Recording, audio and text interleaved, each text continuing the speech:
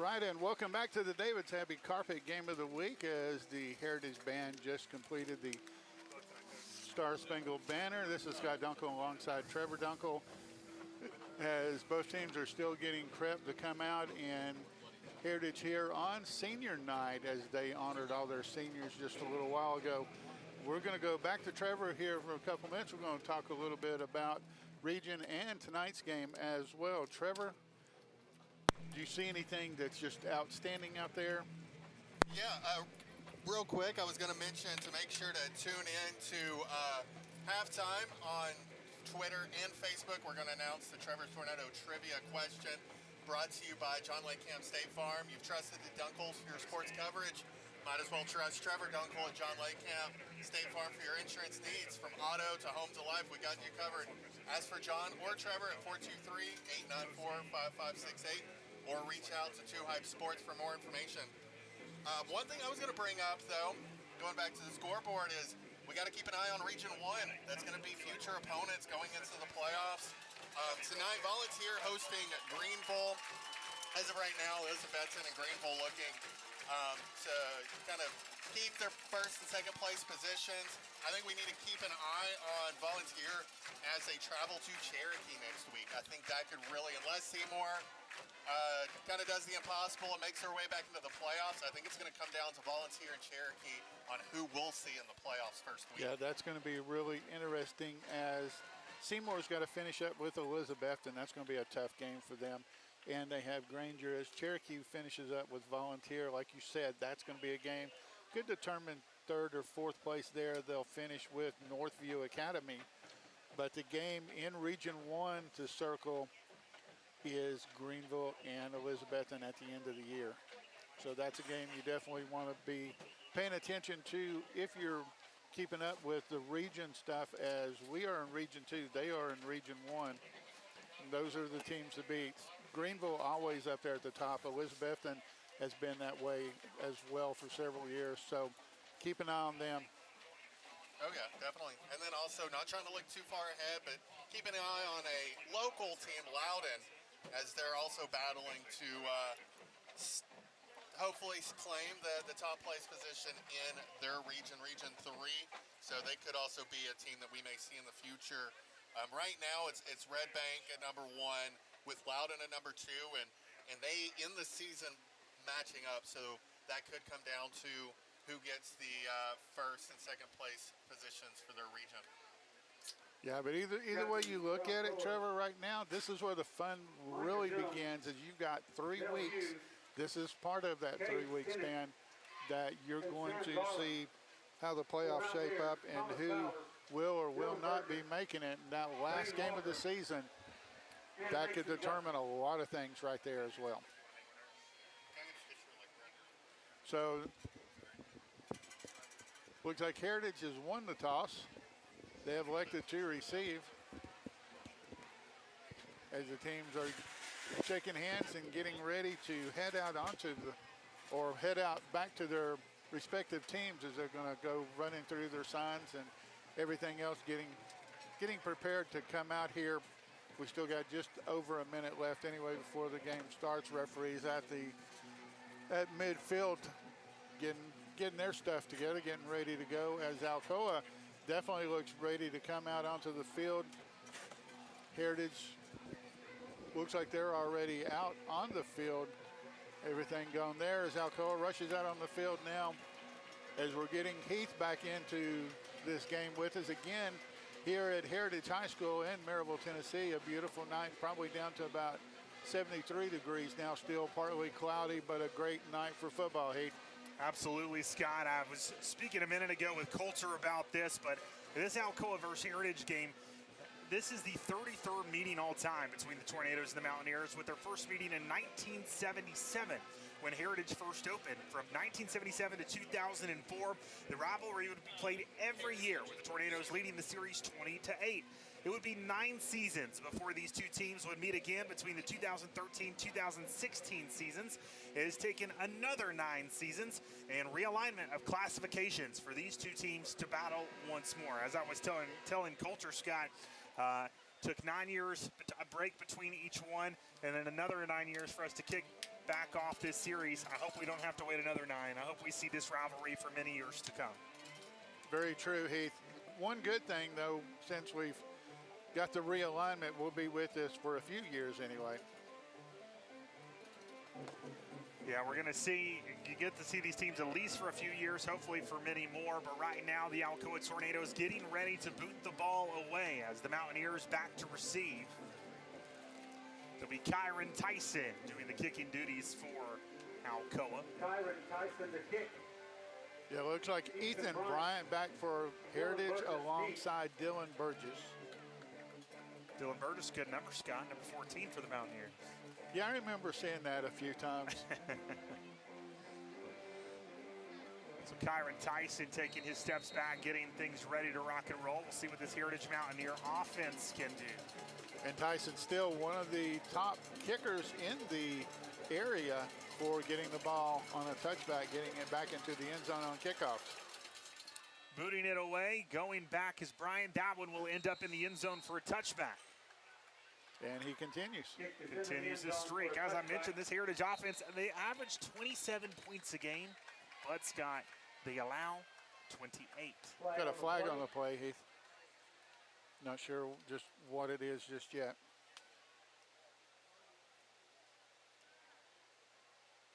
It's like a personal foul on Alcoa. So the ball, which would have been spotted at the 20, is now going to be spotted back to the 35-yard line. The referee's marking that off. Those joining us tonight, Heritage in their traditional red, Alcoa in maroon pants along with their white tops with maroon numerals. Two receivers to the left formation, tight end split off to the left side, and the pistol goes to the Mountaineers. They'll move the two from the left to the right. He'll get the snap, he'll turn, he'll hand it off. Looking for a hole, he won't find one. As Damari DeBose, the first one, Johnny on the spot, making the tackle.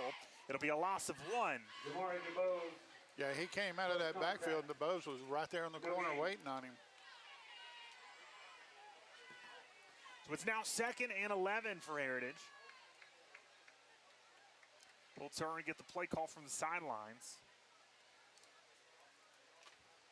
It's got a good play caller at that, Joe Ossavet, who was very successful in his collegiate days as a coach with his offense, then took his talents to the University of Tennessee and was on Jeremy Pruitt's staff. Mountaineers certainly lucky to have him here. He's done a lot of great things for them as the Mountaineers getting back to it here on offense. Trips to the left, they'll hand it off up the middle, looking for a hole. No, the fake, they'll throw it complete. A great catch by Bryant. Bryant a couple of yards away for the first down.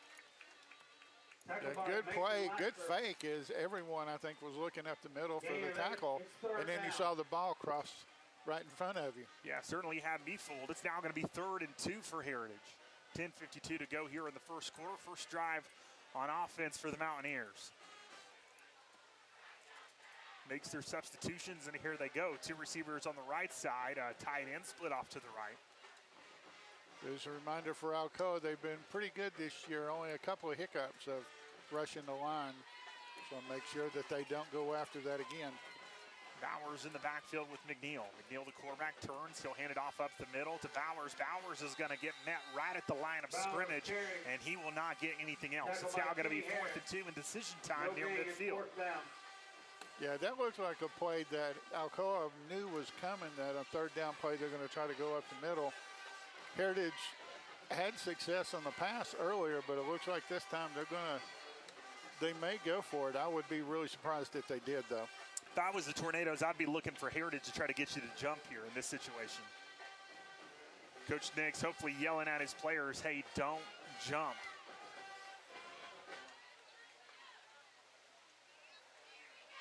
Yeah, with 7 seconds left on the play clock. Yeah, as time winds down, we'll see if Heritage just tries to get him to move, and they will actually go for it. Madam Neal looks across the middle, throws it. Deflected and intercepted. It's Micah Jones who gets it off the deflection.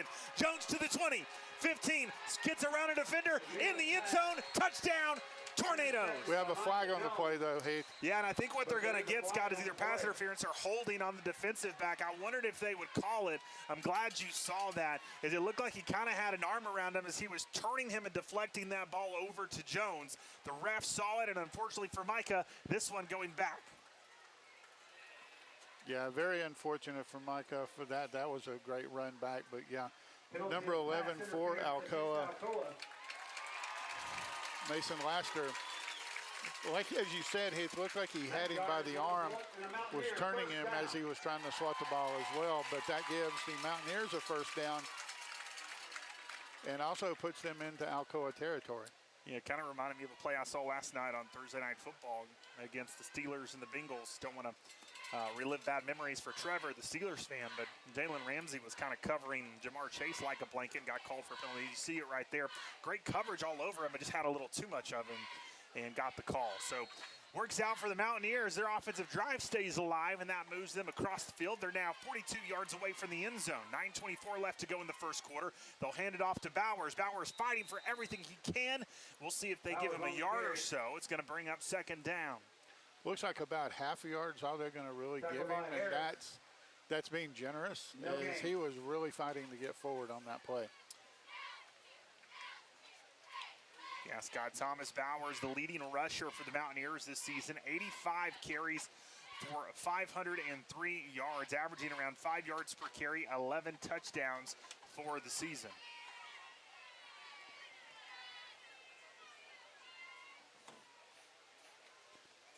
So it is second down. They're going to call it 2nd and 10. He did not get the full yard there, so Mountaineers will come back out with 3 receivers to the right.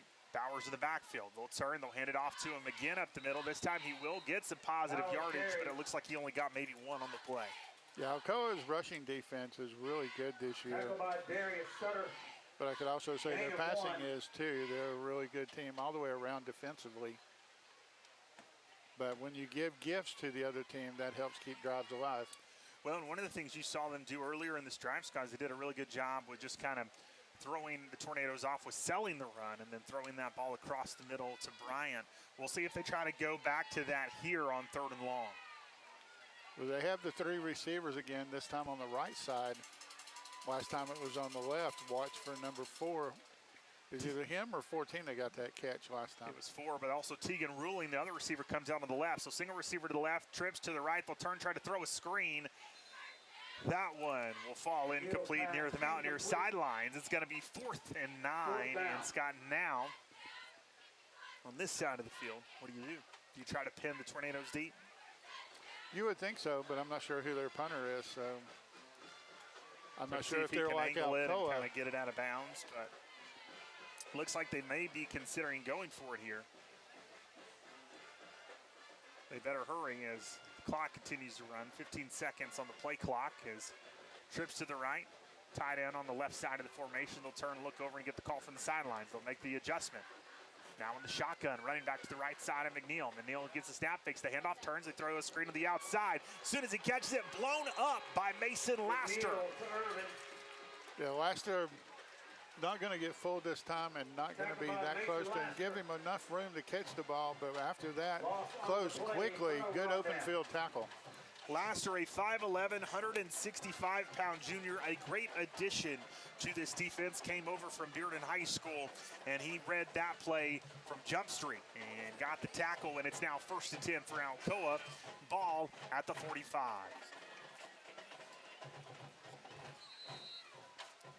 Two receivers to the right, 1 to the left of the formation for Manu. It's Condish Cherry in the backfield. They'll turn, hand it off to Cherry. Cherry to the left, trying to cut it to the outside. Good pursuit by the Mountaineer defense. It'll be a loss of 1. Yeah, Cherry trying to come around that left side. Had 3 Mountaineers waiting on him. Tried to cut in between. No such luck as he ends up losing a yard. And Scott, this is a Mountaineers team that has a lot of seniors. We saw that before the game, honoring senior night tonight. You had band members, cheerleaders.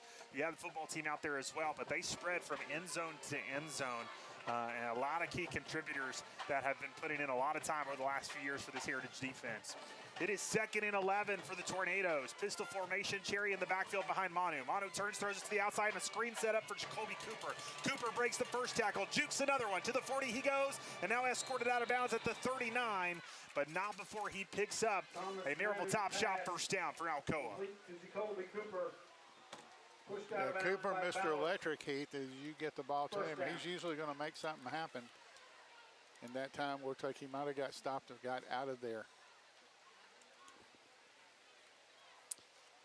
Yeah, Jacoby Cooper, 24 receptions, 295 yards, and 4 touchdowns this season, averaging 12 yards a catch.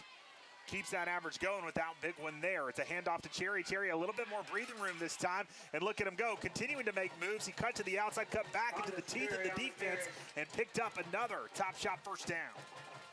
Heath, we've said this all season, Cherry much improved from last year, not just in holding on to the football, holding it a little tighter than he was last year, but also some of those jukes and jives that he has makes it so hard for a defender to stop him. Yeah, he is very shifty. First down for Alcoa, ball at the 25. 6:54 and counting off the clock here in the first quarter. Mono will turn, pitch it to the right side to Cherry. Cherry cuts to the outside, to the 30, to the 10, to the 5. End zone, touchdown. A Delosier auction touchdown for the Tornadoes. A good read by Cherry, and Scott, he just turned on the Jets, and no one could touch him. Touchdown.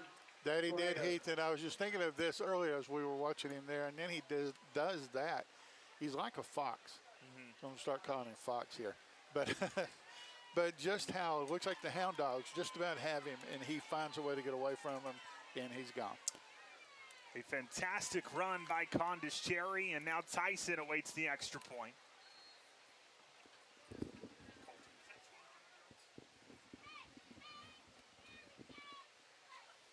Snap is down, kick is up, and it is good. 6:28 left to go in the first quarter. Your score, Alcoa 7, Heritage 0. We'll be back here in just a moment.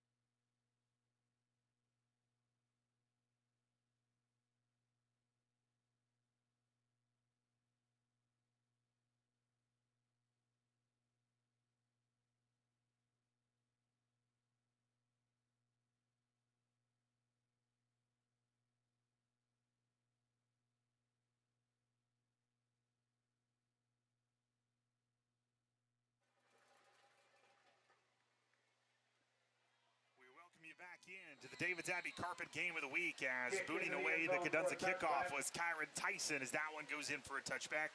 Moments ago, it was Alcoa running back Condis Cherry, a 25-yard run that ended up in the end zone. The extra point was up and good, and it's 7-0 Tornadoes here in the first quarter. 6:28 left to go in the first, and the Mountaineers will come back out for their second opportunity. The first offensive drive looked like it was going to stall out after an interception got ran back for a touchdown, but then it was a penalty by the defense that gave them new life, and they started to move it. It got it across the 50, but Scott just couldn't finish the drive. So true, Heath. And 2 penalties actually in that drive for Heritage helped them get halfway down the field. But one of the things, we saw this with South Doyle, ball control and clock management, keeping hold of that clock because that's what stops or slows down the Alcoa offense. Moments ago, Madden McNeil dropped back at 2 receivers to the left and to the right, threw to the right side, and that one was completed to number 14 of the Heritage Mountaineers. That was Dylan Burgess. Burgess made the catch, but it was a few yards behind the line of scrimmage. Tried to get past that first defender, but just got tripped up and fell over, and so it's now going to be 2nd and 12 with 6 minutes left to go in the first. Heritage has been more successful throwing the ball down the field than side to side, as Alcoa's corners and their linebackers get to that ball very quick. But I think it's one of the things you've really just seen kind of a shift offensively with a lot of teams, Scott, at the collegiate level and at this level, where they try to go more east and west and then let their playmakers do the rest. But if you've got a defense with good speed, it's kind of hard to do to get yourself down the field. And you have to kind of go north and south. As a good run by Bowers, but he gets up in it and flipped over. And it'll now be around 3rd and 5 after a 7-yard gain. Yeah, he went right into Jones there, and Jones just got low for the tackle and just brought him up. Nothing flagrant about it at all, just a good tackle. 3rd and 5 for the Mountaineers. Ball on the 25-yard line. They'll make some substitutions, bring in some new personnel. It'll be Tegan Ruling who will go out as the single receiver to the left side. It'll be Trips to the right, kind of bunched up together. Bowers in the backfield. Madden will roll out to the Trips side, feel some pressure, and he's going to be sacked as Darius Sutterth, Scott, turned on the Jets, met him 5 yards behind the line of scrimmage, and brought him down. Yeah, not a whole lot he could do. He got back there, but the only thing he had back there wasn't green, it was maroon. Darius Sutterth, one of the leaders of this Alcoa defense, a junior that has just continued to grow in his role. Started last year as a sophomore, and you could tell the potential there by that young man was through the roof. Great play by Darius Sutterth, forces a 4th down, and now the Mountaineers will punt it away. It's 4th and 15, and Jameer Dean around the 40 waiting for the punt.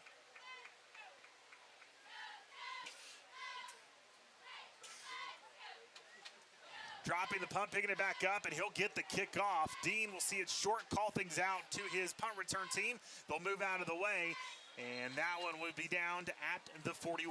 So that is where the Alcoa offense will come out for their second offensive drive tonight. The first one ended with 6 points as it was a 25-yard run by Condis Cherry, and then the extra point was up and good. We'll see if the Tornadoes can have the same success here.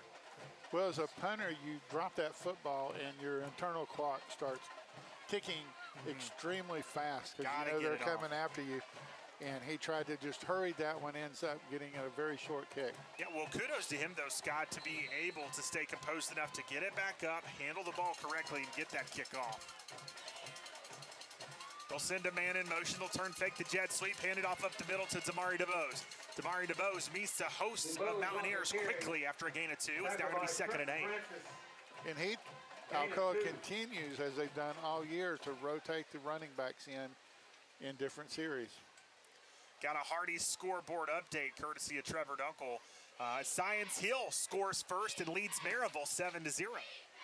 That's just going to make Maryville mad. 2nd and 8 for the Tornadoes. They'll turn, fake the handoff, play action. Manu drops back, throws a bomb down the field. He's got a man, and just overthrows Jameer Dean about a yard or 2 in front of him. Dean tried to get a paw out there, Scott, but couldn't bring it in. That would have been a beautiful catch had he been able to do so, but Manu just a hair off on that.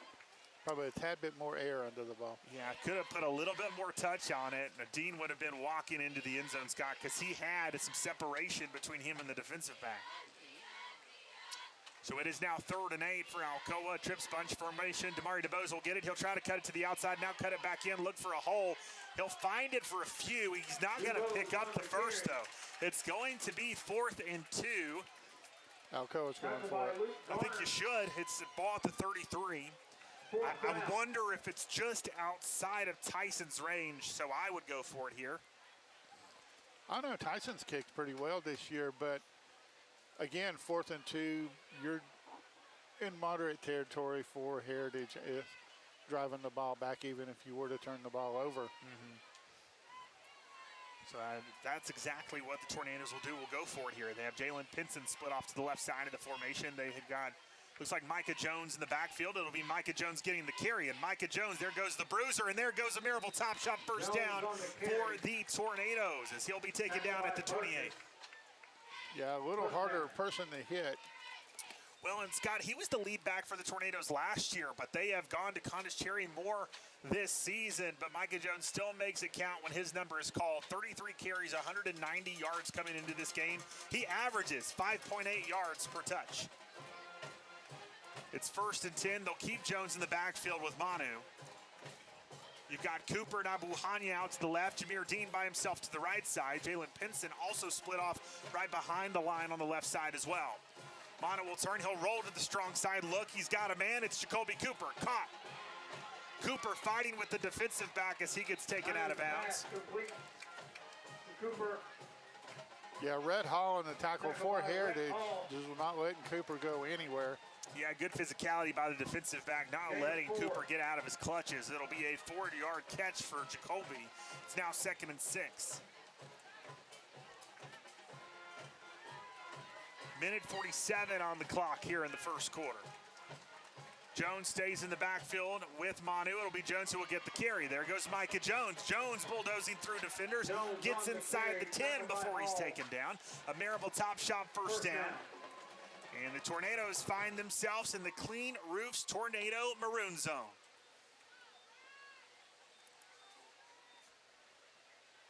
Manu will turn, throw it out quickly to Cooper. They try to set up a screen. He has to dive over one defender. He gets over another. He tries to lunge out for the end zone. And I think he's going to be just short. I know they're going to say he stepped out a few yards further than that, back from the end zone. They're going to say he went out at the 4. Yeah, sideline referee says he stepped out right at the 4. Good footwork. It looked like he was going to be able to make it. He leads the ball over, but he was already out of bounds. So probably going to go with Jones here and just a run.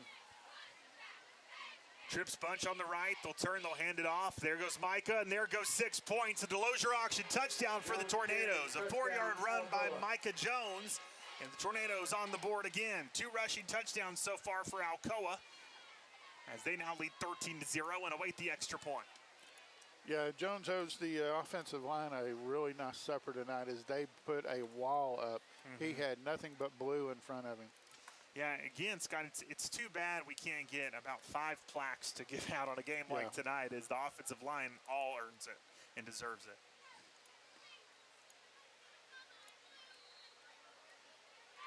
Kyron Tyson will get set. Manu is the one doing the holding duties for the Tornadoes. The kick is up, and they dove and almost blocked it. They got a piece of his foot, but the ball was able to kind of duck its way into the field goal post for an extra point. So it just squirted its way in there, and your score with 1:08 left to go in the first quarter, Alcoa 14, Heritage 0. We're going to take a quick break. We'll be back in a moment.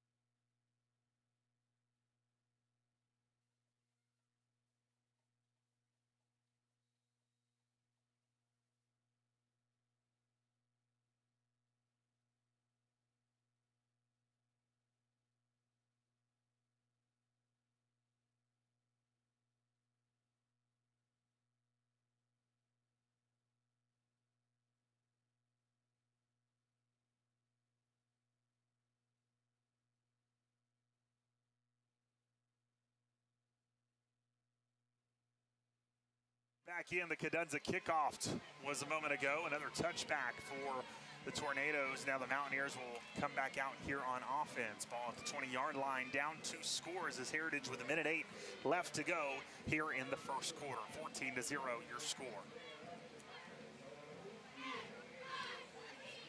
Scott, when the Tornadoes were on offense, Manu almost had a Jameer Dean connection like he had a couple weeks ago, but just missed him. But then the running game really got going for Alcoa. Yeah, Alcoa's relied heavily, and they have all year, on their running backs. And they hit you with 3 different ones, each one of them fresh legs, and they continue to do that through the whole game.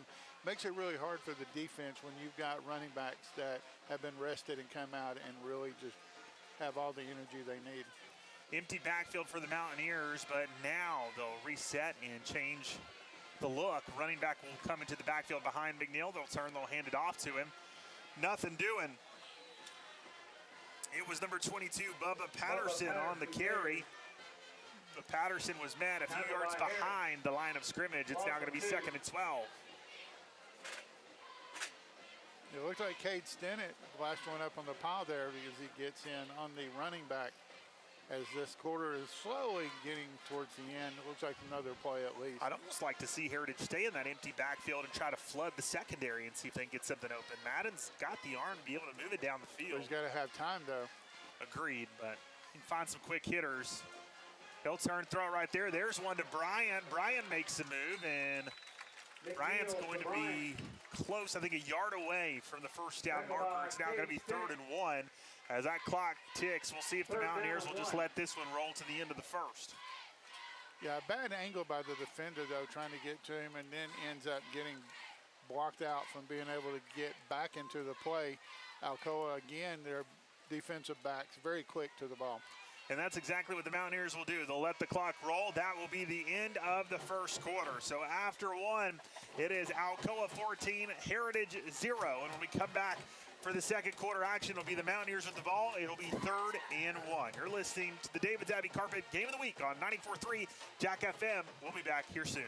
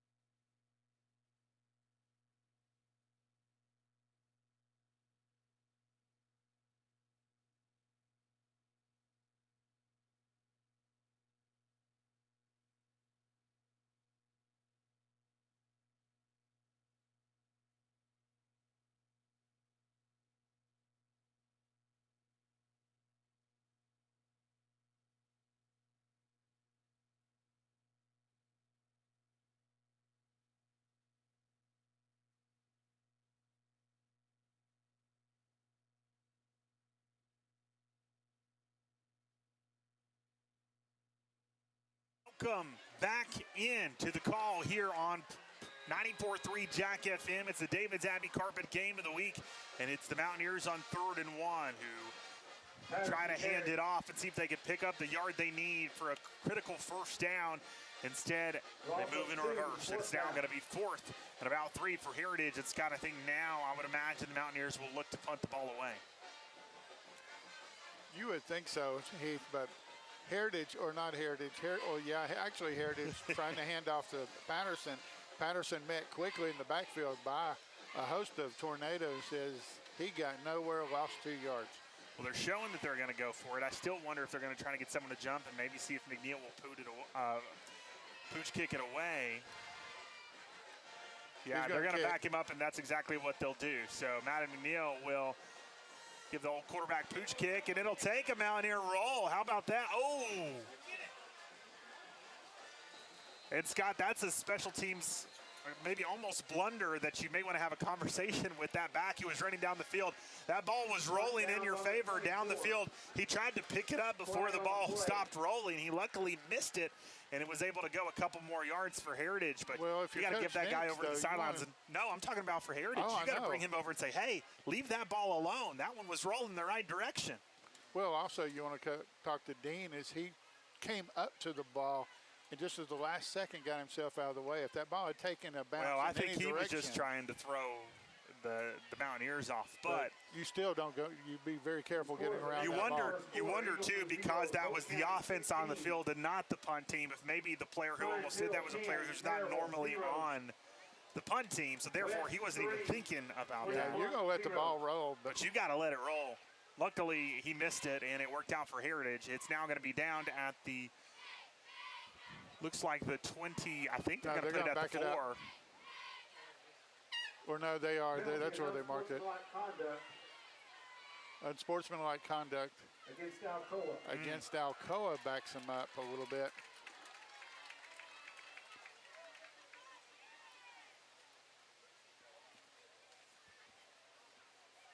Didn't really see who that would have been on or what was going on, but either way, it does back Alcoa up now to the 24-yard line. I take that back now. They're going to mark it off. That's going to move them about half the distance. That's going to move it down to about the 12-yard line. Yeah, the 24 was where the ball was downed out on the punt, but that penalty moves Alcoa back even further. So they're now at the 12 with 10:54 left to go in the second quarter. That just means that receiver has more room to run. Two receivers to the right, one to the left. Manu will turn, fake the handoff, roll to the outside. In the flats is Jalen Pinson. There goes Jalen. Jalen to the 30, 35, 40. And will be taken down towards the Mountaineers sideline at the 44. Forced out of bounds. Saved by Dylan Burgess, Heath, is if he had gotten past Burgess, then he had room. Yeah, one receiver went to the outside, one cut it up the field, and they left a huge gap of space for Jalen Pinson to go out into the flats, and no one was on him, Scott, and that led to plenty of room to run. Amerov will top shot, first down for the Tornadoes. Ball at the 44-yard line, and here they go on the offense again. They'll turn, they'll pitch it to the outside to Cherry. Cherry to the left, looking for a seam. Cherry on the carry. Tackled by Wheeler. Carry by Condis Cherry will go for 5 yards. It's now 2nd and 5. Alcoa quickly gets back to the line of scrimmage. Empty backfield for Manu. He'll check both sides, make sure the offense is ready, get the snap, turn and look, throw to his left, complete to Jalen Pinson. Marable top shot, first down as he's slung out of bounds towards the Tornado sideline. Taken out of bounds by Bryant. First down. Brian on the tackle for the Mountaineers. He is a junior wide receiver and defensive back. Getting a lot of playing time tonight and a lot of workout too. Ball at the 44 for Alcoa. Running back in the backfield with Manu. They'll fake the carry. He'll drop back, look to throw. He's got a man. It's Jalen Pinson. There goes Jalen to the 15, 10, 5, end zone. A Delosier auction touchdown for Jalen Pinson. Touchdown Alcoa. A great strike by Manu and Scott yet again. They find the tight end open, and he's got room to run and no one on him. And Manu put that perfectly on him. That was a really good-looking pass. Got him in stride, just made it easier for him to head on down the field. Well, and I think the frustrating thing, if you're the Heritage defense, is that's twice alone in this drive that the tight end has slipped out somehow and no one's been on him and had him covered. There's the snap, and that one is blocked. And Scott, the reason he got that, and if I'm Alcoa here, I maybe start doing this on 2, is he's timing this perfectly. He's backing up, and he's dead sprinting, but trying to give himself enough space that as soon as they snap it, he's full speed, and he's able to make that block. If you're Alcoa and you're noticing that, you now tell your extra point team, hey, this time on 2, let's get him off sides. Well, and you saw exactly what I saw down here on the other end earlier, just how close he was on timing that. And that time he got back there. Well, kudos to him. I mean, perfect timing for that play and a great extra point block for the Mountaineers. But now you got to adjust if you're Alcoa. So with the extra point block, it is now 20-0 Alcoa with 9:39 left to go. And now Alcoa looks to kick it away. And Heath, a quick Hardy scoreboard update just heard over the speaker here just a second ago. William Blount trailing West right now, 10-0. West team looking to kind of get the last part of their season on track after a tough one against Alcoa earlier this year. Team that's undergone a lot of changes this summer, but looking to see if they can kind of right the ship and get back to the model of consistency they've been for several years now. That one, a touchback in the end zone, and the Mountaineers will come back out on offense.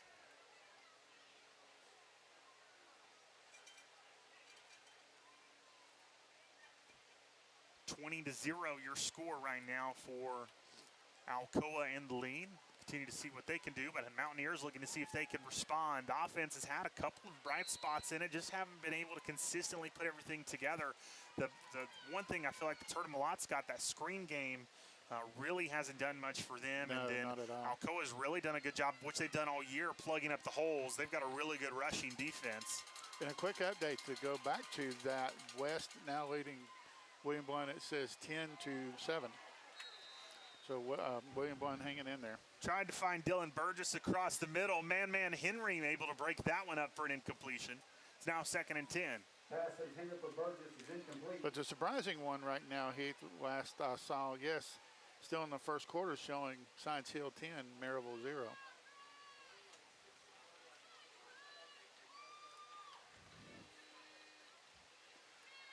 Trips to the left, 2 receivers to the right. Empty backfield for McNeil. McNeil gets a snap, turns, looks to the right side, complete. He's got a man, and he's got a first down. So a good strike and a great, even better job by Bryant doing the rest. And like I said, Scott, empty backfield. Get some playmakers out in open space and let them go to work. That's what the Mountaineers do there, and Bryant able to pick up a first down for Heritage. Yeah, one of the things we were talking about, so it's quick hitters. Right back to the line of scrimmage they go. Before they get the snap off, they'll turn, get an adjustment from the sidelines. They'll stay right now in the empty backfield. But right now they've got 3 receivers and 2 covering. They'll throw it across the middle. They've got a man again. He slips the tackle but falls forward. That was number 11, Troy Irving, who picks up the first down. Good catch by the sophomore. Yeah, Heath, as Henry came out of his defensive end position and ran over in a line looking like he was trying to get in between that, ended up overrunning it, allowing number 11 for Heritage, that's Irvin, to make a catch and get some extra yards. And that is about the 3rd or 4th first down for Heritage. So 1st and 10, ball in the 44.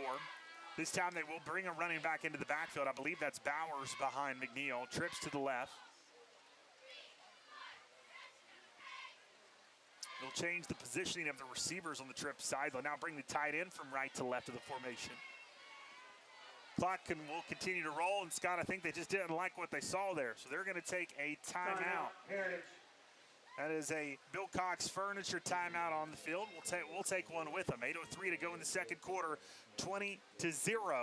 Alcoa. We'll be back soon.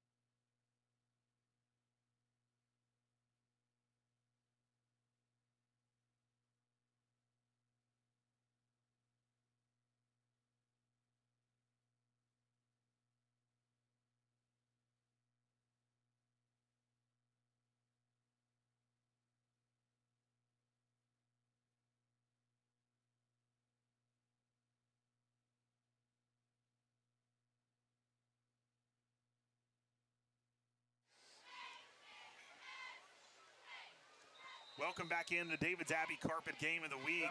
A tackle in the backfield. Great job by Blair Goodson as he'll bring the running back down for a loss. And it's now going to be 2nd, and they'll say 12.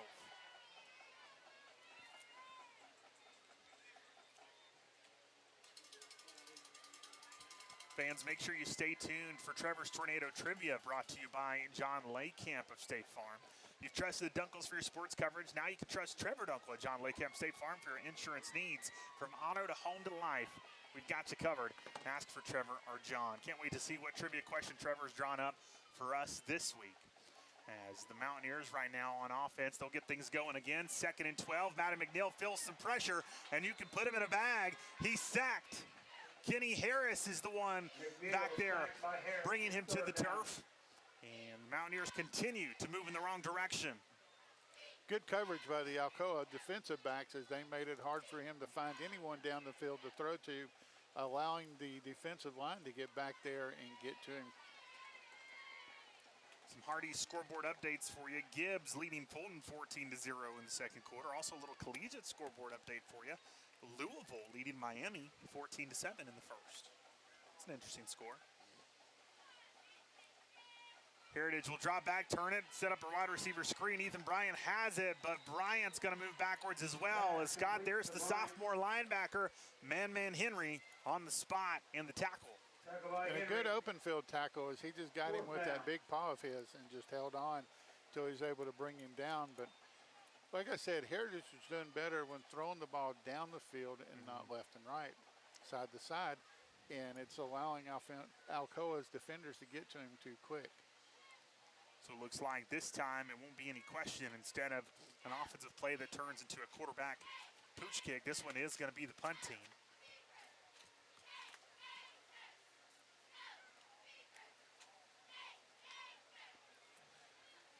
As they get the formation up and ready, it'll be, looks like Jameer Dean back to receive at the 45.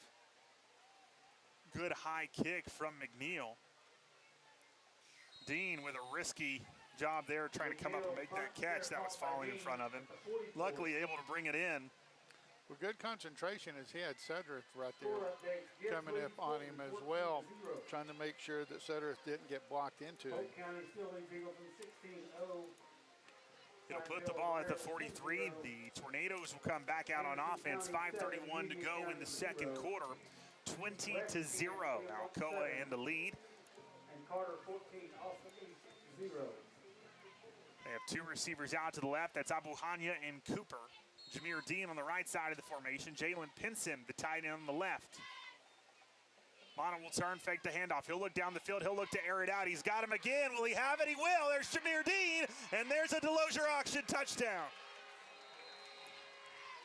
What he didn't connect to earlier, he wanted to give him another shot, and this time got him in stride. A 57-yard strike between Manu and Dean. This time, Manu makes the necessary adjustments, puts some air underneath it, and allows Dean to run right under it and make the play. Now, Scott, you score. Do you go for two, or do you just tell your team on your extra point, hey, don't snap it initially. Let's go on two with the snap so we get that young man to jump. After they blocked the extra point earlier, it looks like Alcoa is going to go for it to see if they can get those points back.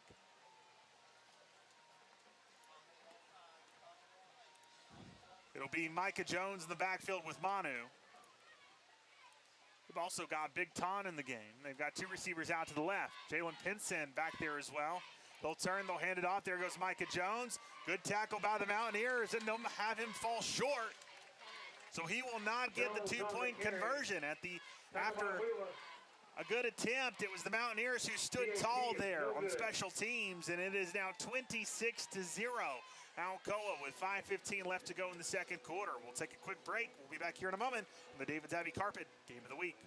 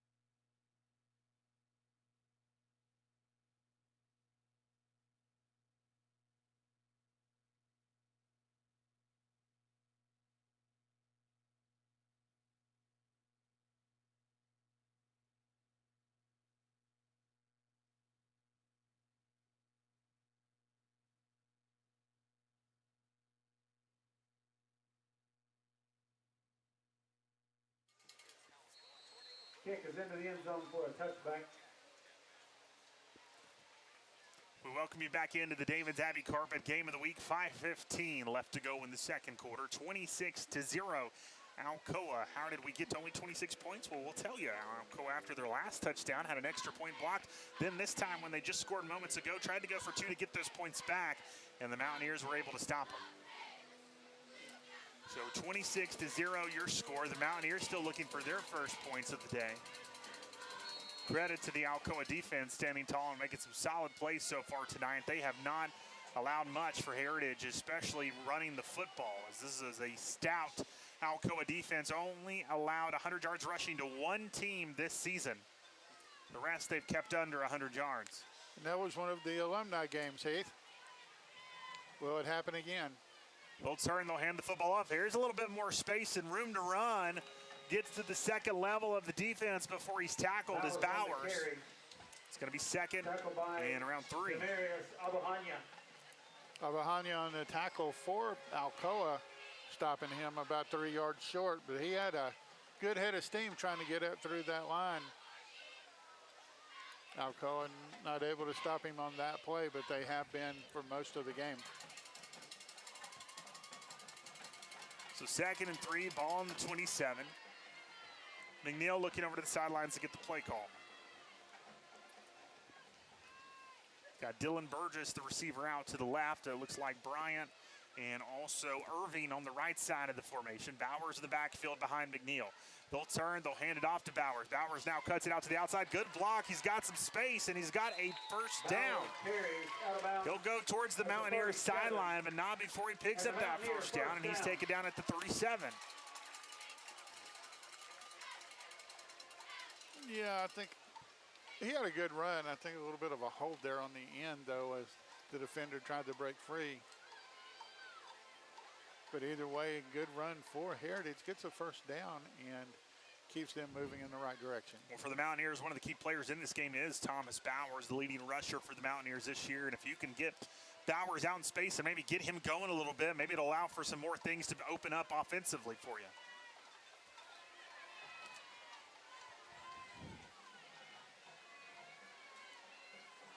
Dropping back is McNeil. He'll turn, he'll throw, he'll complete it. A 2-yard gain. Nowhere at all right there for Brian as he gets hit immediately as the ball gets to him. They're going to give him actually 3 yards on that play, or a kind 2.5 at least. But Heritage is getting back, getting set, and getting ready as Alcoa again attempts to try to stop him and hold him. 2nd and 7. McNeil will look over to the sidelines, get the necessary adjustments. They've got Burgess and Bryan on the left side of the formation. No receivers to the right. It's tied in on the left side as well. Tornadoes looking like they're going to send a blitz.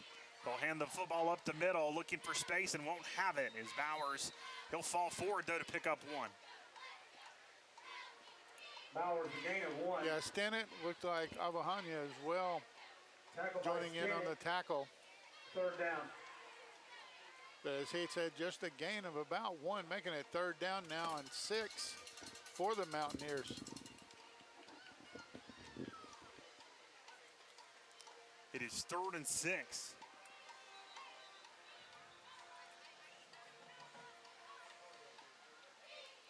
Ball at the 41. Heritage making a substitution, trying to get him out in time.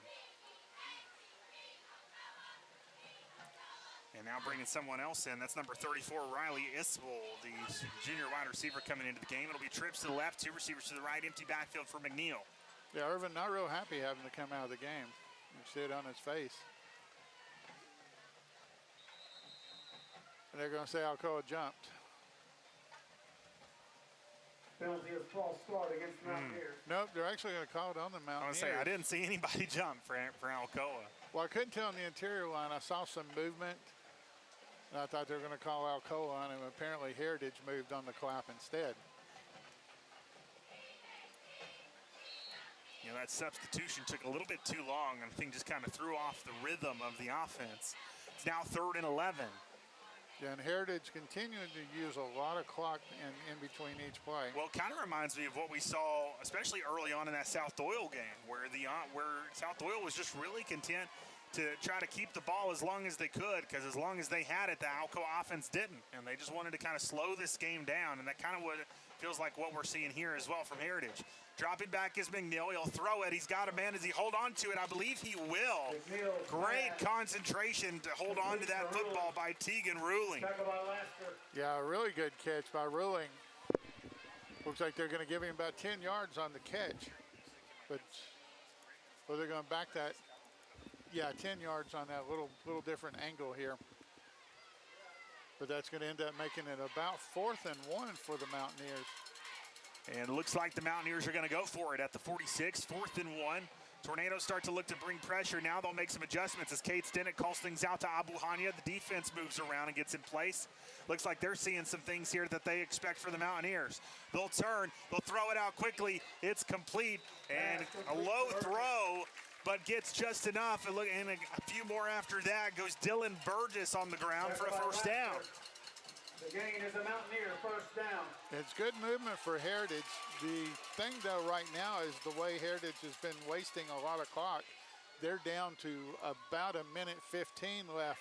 They've still got about 50 yards to go. So 1st and 10 at the 50 for Heritage. Empty backfield, though, it will remain as Madden will drop back, throw it across the middle. Running across the field is Bowers. Bowers turns on the Jets. Bowers picks up a first down. Escorted out of bounds at the 37. But the gain is a Mountaineer, first down. Also, not just a first down for the Mountaineers, but also stops the clock. 55.7 seconds left in the half. Heritage trying to get something up on the board. Well, and the Mountaineers still have 2 timeouts as well if they want to use them. Alcoa's got 3. Here's the thing, though, Scott. A moment ago on that 4th down play, it was the adjustment by Alcoa that helped Heritage get that first down. They saw something, backed up their DBs, and then gave them the necessary space to make that throw. McNeil's going to launch one now towards the corner, and I believe it's intercepted.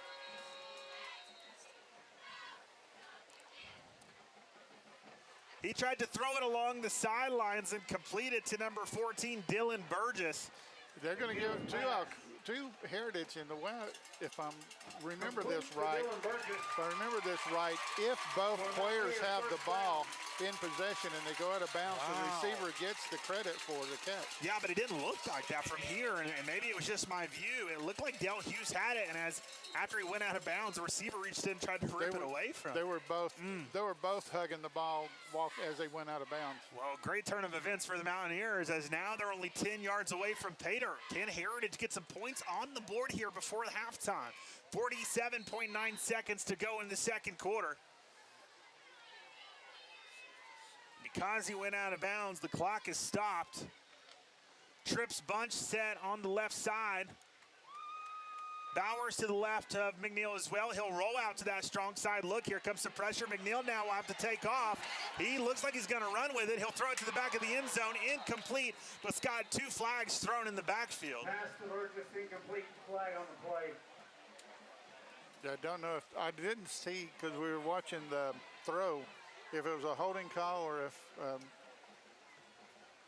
roughing the passer. I'm not sure which. It'll be a penalty on the Mountaineers.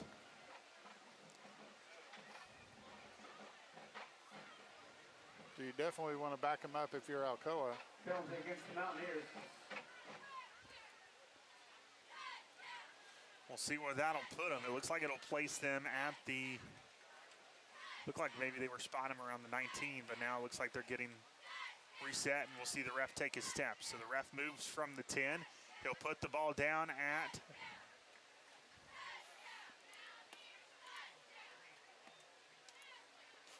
the 25.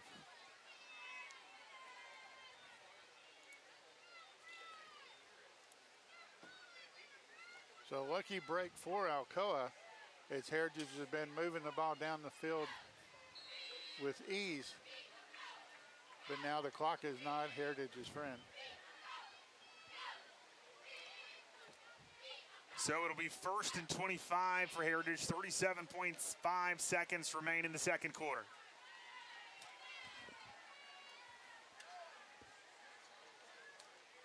Trips to the left, 2 receivers to the right, empty backfield for McNeil. Didn't see something they liked, and they're going to take a timeout. So timeout on the field. We'll take one too. 37.5 seconds remain, and it is 26-0 Tornadoes. We'll be right back.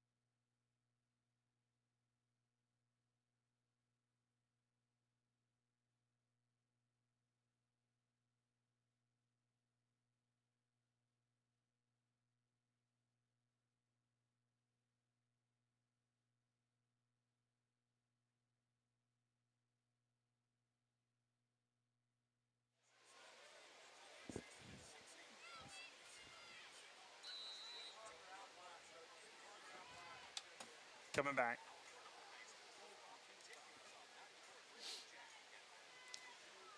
We welcome you back in for the timeout. 37 seconds left to go for the Mountaineers. They're dropping back here on 1st and 25, looking down the field, incomplete. Now be second down, 32.2 seconds on the clock. 25 yards away from the end zone as the Mountaineers have put a nice drive together, trying to find their first points of the day. You're not sure who he was throwing that to, if he was just trying to throw it away, but the only thing around that ball and that location where he threw it was all white jerseys. So they'll get back to it here. They're going to have trips to the left side. Looks like a single receiver to the right. Bowers will be in the backfield with McNeil. McNeil calling things out to his offense. They're getting set. Looks like they've got Dale Hughes, Mason Laster, and Man Henry out in coverage on the trip side.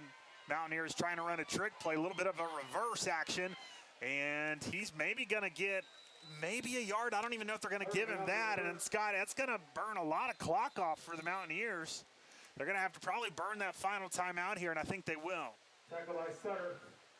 Yeah, I'm trying to catch Alcoa off guard, I believe, on that. Alcoa, though, the interior line had already gotten back into the backfield, so made the runner have to swing out a little wider and allowed the defensive backs to get up on the edge at that point. Yeah, bowed back a little bit more than he wanted to, and so unable to get north and south until the last minute, and then the defensive wall was there waiting for him. So it's now 20.6 seconds remaining in the second. That was the final timeout by the Mountaineers, and it's now 3rd and 25. Curious the leg of their kicker, Scott, if they only get, let's say, 5 to 10 yards here. Does your kicker have the leg to be able to at least get 3 points on the board, or do you go for it? Well, and the thing is, Heath, right now it's 3rd and goal, and you're at the 25-yard line. You get something positive out of it, because if you fail on this and you don't get anything, and you go to the locker room after that, you're going to be a little bit more demoralized. Looks like their kicker this season, Gavin Hyatt, is 2 of 4 this season. He's made 2 inside of 20 yards, 1 inside of 30, and 1 also inside of 40. He has a long of 34 yards this season. He's also had 2. The 2 ones he missed, Scott, were missed because they were blocked. So 2 of 4 kicking this year with a long of 34 yards. McNeil will drop back. He's got a man across the middle, but all he sees is the pressure by the Alcoa Tornadoes. He escapes it, throws, and it's intercepted. Damari DeBose now is trying to cut it across the field to see if he can get to the end zone. He's got some blockers around him trying to help lead the way. He turns on the Jets. He's got some space, and he's got a Delosier auction touchdown, Alcoa. And I'll be honest with you, there could have been a flag called right now on number 11 for Heritage. They're not going to call it because Alcoa just scored. But as soon as he took off down the field with that interception, Irvin just ripped his helmet off and just stood there. Well, and if you're a Heritage, Scott, at the break, if you can pull up that play and kind of talk to McNeil about it, he had a guy open across the middle. But, Scott, he took his eyes off the receiver because he felt some pressure, and then it caused him to lose that receiver in the mess, roll out, and then try to force a football to someone else. And that was where the interception came into play. Kudos to Damari DeBose, Scott, cutting all the way across the field, and the defense recognizing and trying to set up a wall and help lead him in for 6, and they did just that. Yeah, and, of course, DeBose has such great speed anyway. Once he got past that initial group of the Mountaineers, he was able to get it down the field. Nothing but green in front of him. Had a escort or two to help him get down there, but you know, like you said, the quarterback was running for his life back there, just threw something, and like you said, probably thought he saw somebody break free, tried to force it in there, but he forced it right to the Alcoa player. Well, and then again, that's where you got to talk to him at halftime, kind of look back at that film and say, hey, you've got to stay in the pocket, stay strong, and deliver that football and be willing to take that hit, because we had a man across the middle wide open. He might not have scored, but he probably would have gotten them at least inside the 15 and made it a lot easier should they have wanted to go for 3 points with Gavin Hyatt. Instead, it is the Tornadoes who score, and now, Scott, you got to look out for that guy on the edge who's been timing it perfectly. Do you try to go to snap it on 2 here and see if you can get him to jump? No, what you've done is added an extra blocker on that side. Kick is up. Kick is good. So as we go to halftime, because there's nothing left on the clock, it is 33-0. Alcoa, what a way to finish the first half if you're the Tornadoes, as now they'll go into the break, Scott, up over the 30-point line, and you know what that means as we start second half. Favorite time of the football game for you. Mercy rule will be in effect. Again, 33-0 your score at the half. We are going to take a break. When we come back, it'll be time to bring to you the Stevenson Tire halftime show here on 94.3 Jack FM. We'll be back in a moment.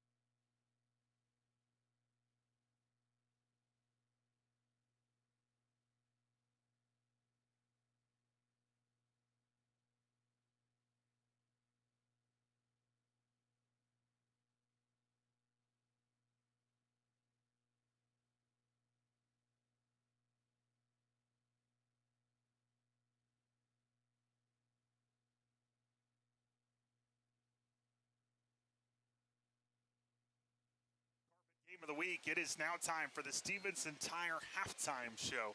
Heath Dunkel alongside Coulter Tao, 33-0 your score. Tornadoes with a commanding lead. And now it's time to turn it over to our statistician Coulter for a breakdown. Go ahead, Coulter. Thank you, Heath. So far for the Tornadoes offensively, 241 total offensive yards, 165 of that through the air, and 76 of that on the ground. Quarterback Thomas Manu has 7 completions on 8 attempts for 165 yards and 2 touchdowns. Running back Micah Jones with 3 rush attempts for 25 yards and a rushing touchdown. Tight end Jalen Penson having a stellar day with 3 receptions for 83 yards and a touchdown. Wide receiver Jameer Dean with 1 reception for 57 yards and a touchdown. Running back Damari DeBose with 2 rushes for 8 yards and a 90-yard interception that went for a touchdown. Running back Connors Cherry with 4 rushes for 43 yards and a touchdown. And wide receiver Jacoby Cooper with 3 receptions for 25 yards. Looking over at the Heritage side of things, they have 94 total yards of total offense so far, 93 of that through the air and only 1 of that on the ground. Quarterback Madden McNeil with 12 completions on 15 attempts and 93 yards. He's been sacked twice by this Tornado defense. Running back Thomas Bowers with 9 rush attempts for 23 yards and 1 reception that went 13 yards. Wide receiver Ethan Bryant with 5 receptions for 32 yards, and wide receiver Troy Irvin with 4 receptions for 40 yards, and wide receiver Tegan Ruin with 1 reception for 10 yards. Coulter, what were the biggest stats that stood out to you in the first half that you were most impressed with? Well, Heath, so far looking at the Tornado side of things, usually this offense is very balanced, but we kind of have a 90-yard separation between that pass game and the run game. So Thomas Manu has just been able to air it out so well so far, and it helps when you have guys like Jameer Dean and Jalen Penson being able to have those yak plays, yards after catch. Who right now, because I'm curious to see who comes out here in the second half. I almost feel like we'll roll our starters out for part, if not all of the third quarter. But at this moment, if none of the starters come back out, who's your player of the game? I feel like I'd probably either give it to Jalen Penson or Damari DeBose. Damari DeBose obviously just had that huge 90-yard pick-6 leading into the halftime break. Yeah, I tend to agree with you. Those are 2 great options. Neither one has won this year, and we just had 2 weeks ago our first 2-time winner. But we try to spread the love if we can, and I definitely know Jalen's been trying to get him one this season. He has had a really good game so far. I think one of the things that's really helped is Alcoa's done a good job just kind of hiding him in the offense, and then he's been able to sneak out twice and being able to really make Heritage pay defensively. So he's been fun to watch, and then kudos to Damari It was a great interception that, he could have very well just caught and took a knee and took it to the half. He was like, no, I'm taking this to the house. And the defense was able to recognize Damari cutting across the field and go, okay, we're coming. And then they kind of just led the charge for him and helped him get it all the way down the field into the end zone. And then kudos to him turning on the Jets, because he had one player trying to kind of take an angle, but he just outran him and was able to score. So 33-0 your score. It looks like Alcoa made the necessary adjustments after that extra point block, sent an extra blocker to not allow them to get that running start again. I thought that was really good by Alcoa as well. I was curious how they were going to make up for that block moments ago. But yeah, been a really good game so far. Take me back to the Heritage Mountaineer stats. How many rushing yards so far tonight? They have only 1 rushing yard. A lot of those are from negative gains because this quarterback's been sacked twice, obviously. But running back Thomas Bowers has been able to have a decent game so far. He's had a couple of those long chunk runs, but sometimes he's just ran into this brick wall of a defense where he loses a couple yards. Yeah, this defense, again, just continuing to pick up where they left off before the break. You almost went into the fall break, re-energize them, and they've come in ready to play today. Great game so far for the Tornadoes. We'll see if they can keep it up in the second half. You're listening to the Stevenson Tire Halftime Show. When we come back, it'll be Trevor Dunkel on the headset, and he's going to talk a little bit of some scores around the area and also Trevor's Tornado Trivia. Stay tuned to find out here in a moment.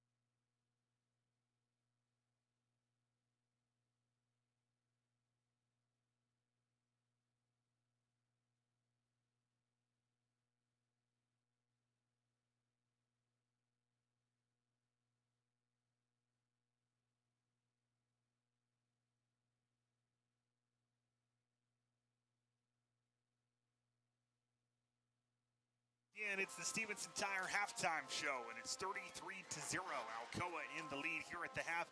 Great start for the Alcoa Tornadoes. We'll see what else they can do here in a few minutes, about 13 minutes away from third quarter action. But right now in the headset with me, Trevor Dunkel, who each and every week does a great job getting us a breakdown of how some other teams in the area are doing. But what he also does really well is Trevor's Tornado Trivia, named in his honor. And so each week he's got some fun trivia for us, and we've got some fun prizes that we give away. So Trevor, take it away. Thank you, Heath. So again, Trevor's Tornado Trivia brought to you by John Lakehamp State Farm. You've trusted the Dunkels for your sports coverage. Now trust Trevor Dunkel at John Lakehamp State Farm for your insurance needs. From auto to homes of life, we've got you covered. As for John or myself, Trevor at 423-894-5568. Or reach out to 2Hype Sports for more information. So now it's time for Trevor's Tornado Trivia. We're getting it ready on both Twitter and Facebook right now. Question is, Alcoa and Heritage have been playing off and on since Heritage's first founding year. It took, in 1977, it took them 4 tries for Heritage to get its first win against Alcoa. Which Heritage Mountaineer head coach was the one to finally beat the Tornadoes? So that's, like I said, it's going up on both social media platforms right now as we speak. And that is posted. So moving on to the Hardy Scoreboard updates. We got quite a few games going on right now. Some region play games, some non-region. So Anderson County hosting Union County tonight. This game is actually closer than I thought it would be. We would think that Anderson County would go in, like almost every opponent Union County has seen this year, and blow them out. But in the first quarter right now, it is 14-7. Anderson County with the 1 touchdown lead. Wow. And then I know you'll love to hear this, Scott. Fulton hosting Gibbs right now. They're in the second quarter. Gibbs leading 28-0, looking to get their third region win of the season, trying to battle for playoffs. And the non-region matchup, Carter hosting Austin East right now. They're still in the first quarter. Carter leading that 14-0. Also South Doyle in a non-region matchup. Clinton leading that 14-0 in the second. I think that was also somewhat of a surprise for myself. Yes, it is. And then Elizabethton, 6-1 so far this season, hosting Sullivan East, who's 0-7. Elizabethton leading 14-0 in the first. And Greenville over Volunteer right now, 21-0 in the first. As we talked about earlier, we thought that one would be playing the way that it is. Right, and that also will set up the matchup between Greenville and Elizabethton at the end of the year. Oh, yeah, yeah. Ray County traveling to Loudon tonight at the half. Ray County leading that 21-0. So if they hold on to this and get the win, they could say they own that county as they defeated Lenore City a couple of weeks ago. Then moving over to 5A. Last night, as I mentioned earlier, Central getting the win over Halls. And right now, William Blunt hosting West. As we've given a few updates on that, and I know Heritage loves to hear this score. West leading William Blunt 31-7 in the second quarter. And this, another surprising score right now. 6-0 Powell hosting Jefferson County right now, 0-0 in the second quarter, so no score there. And then Sevier County and Tennessee knotted up right now, 7 each in the second quarter, so another surprising score there. Sevier County still smarting from that loss to Grace Christian. Oh, maybe. Walker Valley leading Lenore City right now, 35-7 in the second. Then moving over to 6A, Maryville scoring a couple of touchdowns after Science Hill. It got a touchdown and a field goal. So 14-10 in the second. Rebels leading that one. Oak Ridge with a touchdown lead over Hardin Valley, 14-7 in the second. At the half, Cleveland leading Bearden 14-3. And Westridge leading Morristown East 21-0 in the second. And then Greenback hosting Oakdale tonight at a game that Greenback really needs if they want to make their way into the playoffs.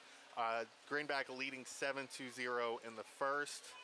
And then Greenback should be rooting for Coalfield tonight, and that should help as Coalfield's leading 28-0 in the second. And then last but not least, Polk County leading Eagleton 23-7 in the second. Hate seeing that score. Eagleton, now a high school, used to be my middle school. And then also seeing Heritage losing.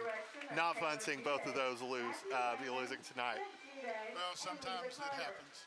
Oh, yeah, it does. Oh, a good game. We knew this one was going to be this way, unfortunately. Yeah, no, expected this.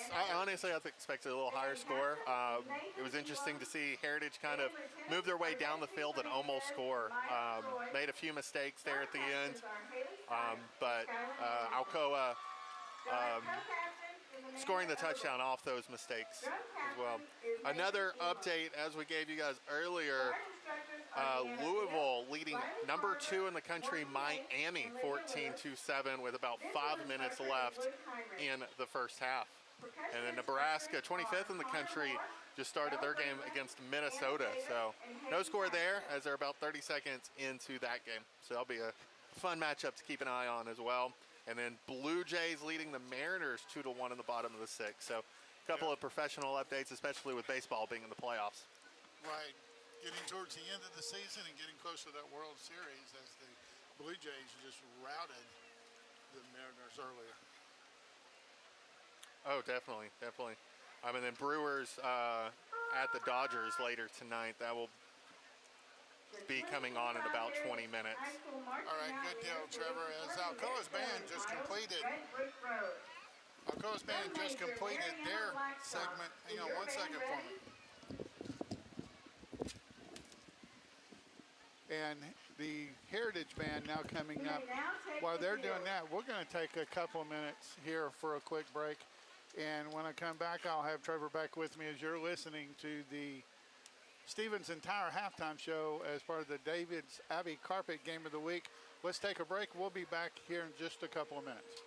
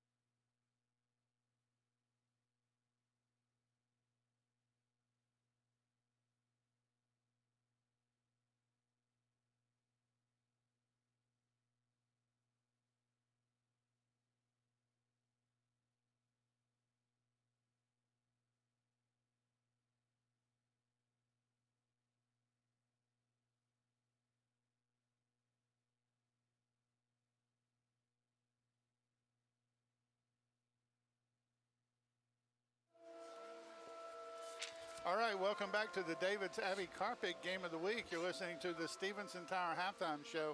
This is Scott Dunkel alongside Trevor Dunkel as we are hearing a little bit of the sounds of the Heritage Band in the background there as they are now performing on the field.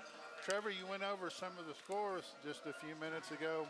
Are you seeing anything look like it's shaping up for the playoffs so far already, that what teams look like they may not quite be able to make it?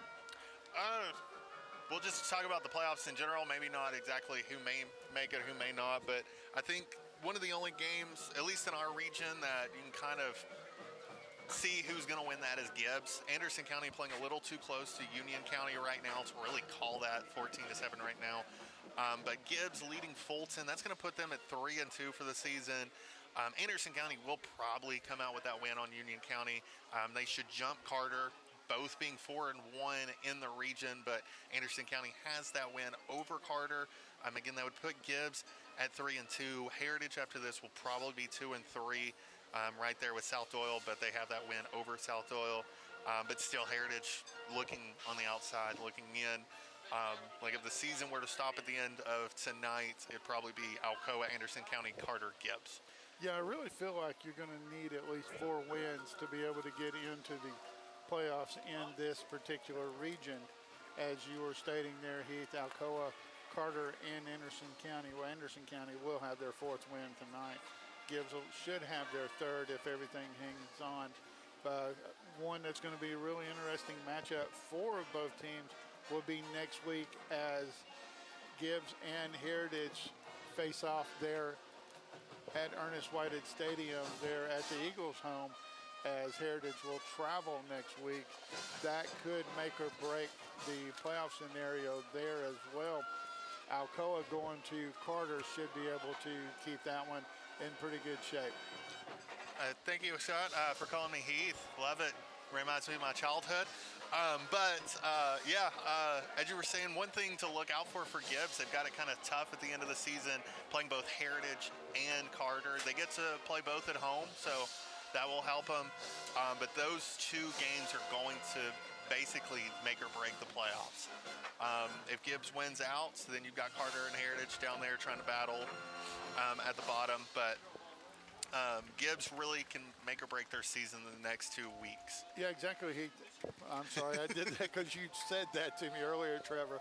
But anyway, I'm with you there. If Gibbs wins out, they very well could pull into the number 2 spot, as the loss that they would have have been to Alcoa alongside South Doyle's loss as well. But that won't hurt them as much at the moment, because if Anderson County stays where they're at, they'll be playing Alcoa. Alcoa, if they win out, that will give Anderson County the 2nd loss. Gibbs gets that head-to-head against them. That would bump them up above Anderson County. But Carter pretty much in the driver's seat for whatever they can finish up with here. They do have the loss to Anderson County, though, so if Anderson County maintains, then they'll have the bump above Carter when everything is said and done.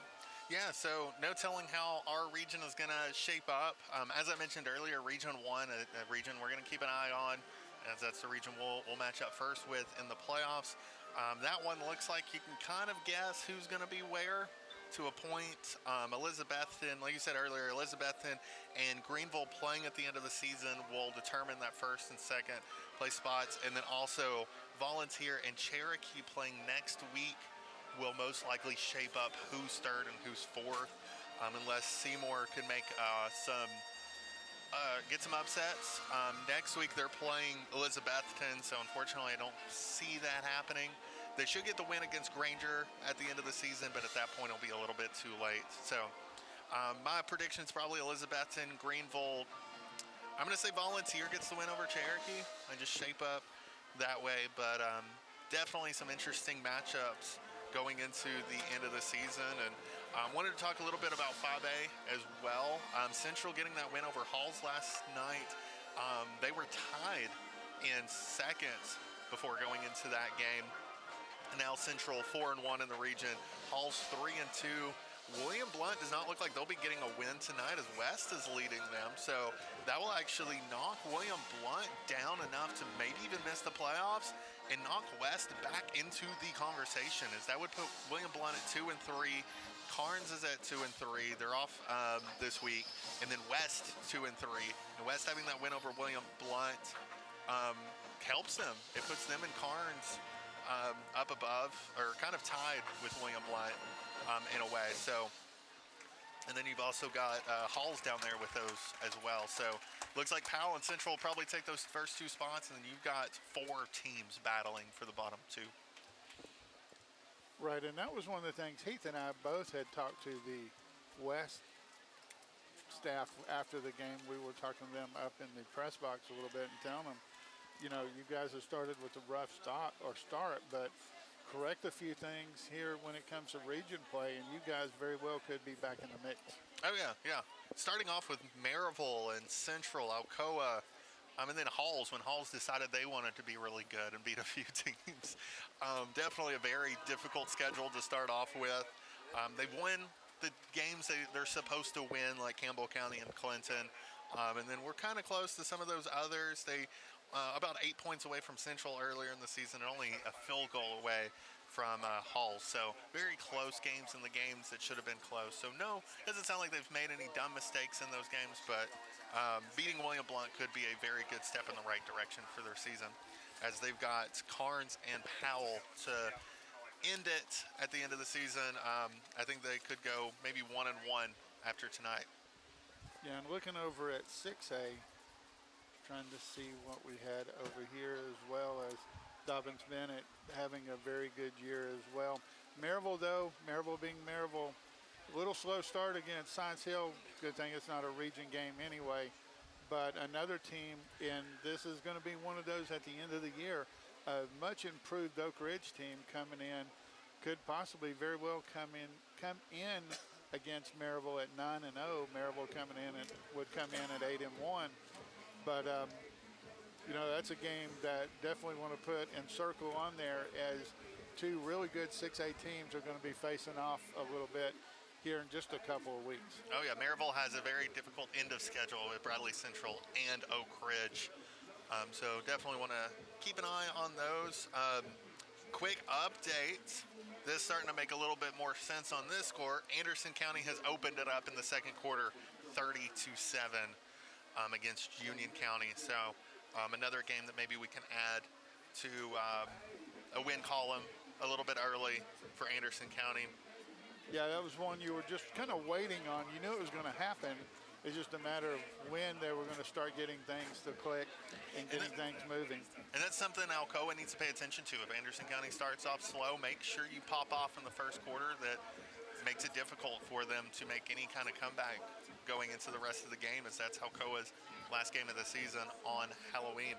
And they actually just scored again to make it 37-7 with about a little less than 9 minutes left in that game. Well, there is a good rundown right there for you of some of the possible playoff scenarios, and also how things are going throughout the area and throughout, at least especially East Tennessee area, towards the playoffs and so forth. We got a good one here as Alcoa leads Heritage 33-0. Both teams now back out on the field as they are getting loosened up for the second half. While they're doing that, we're going to take a break. And when I return, we should have Heath back on the headset with me to talk about what we expect to see in the second half. Again, you're listening to the Davids Abbey Carpet Game of the Week. This is the Stevenson Tire Halftime Show. This is Scott Dunkel alongside Trevor Dunkel. Stay with us. We'll be back momentarily.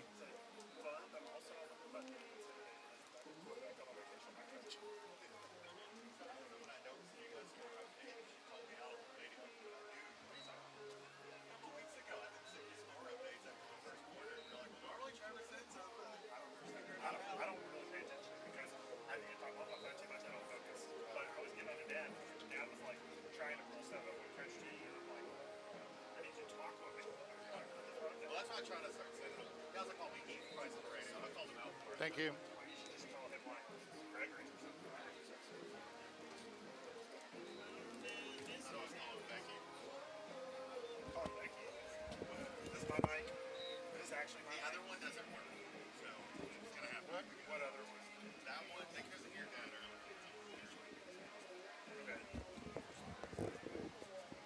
Hey, Tim, whoa, this is loud. Really loud in my head. There we go. Can you hear me? Check, check, 1 2 1 2. Check, check, 1 2 1 2.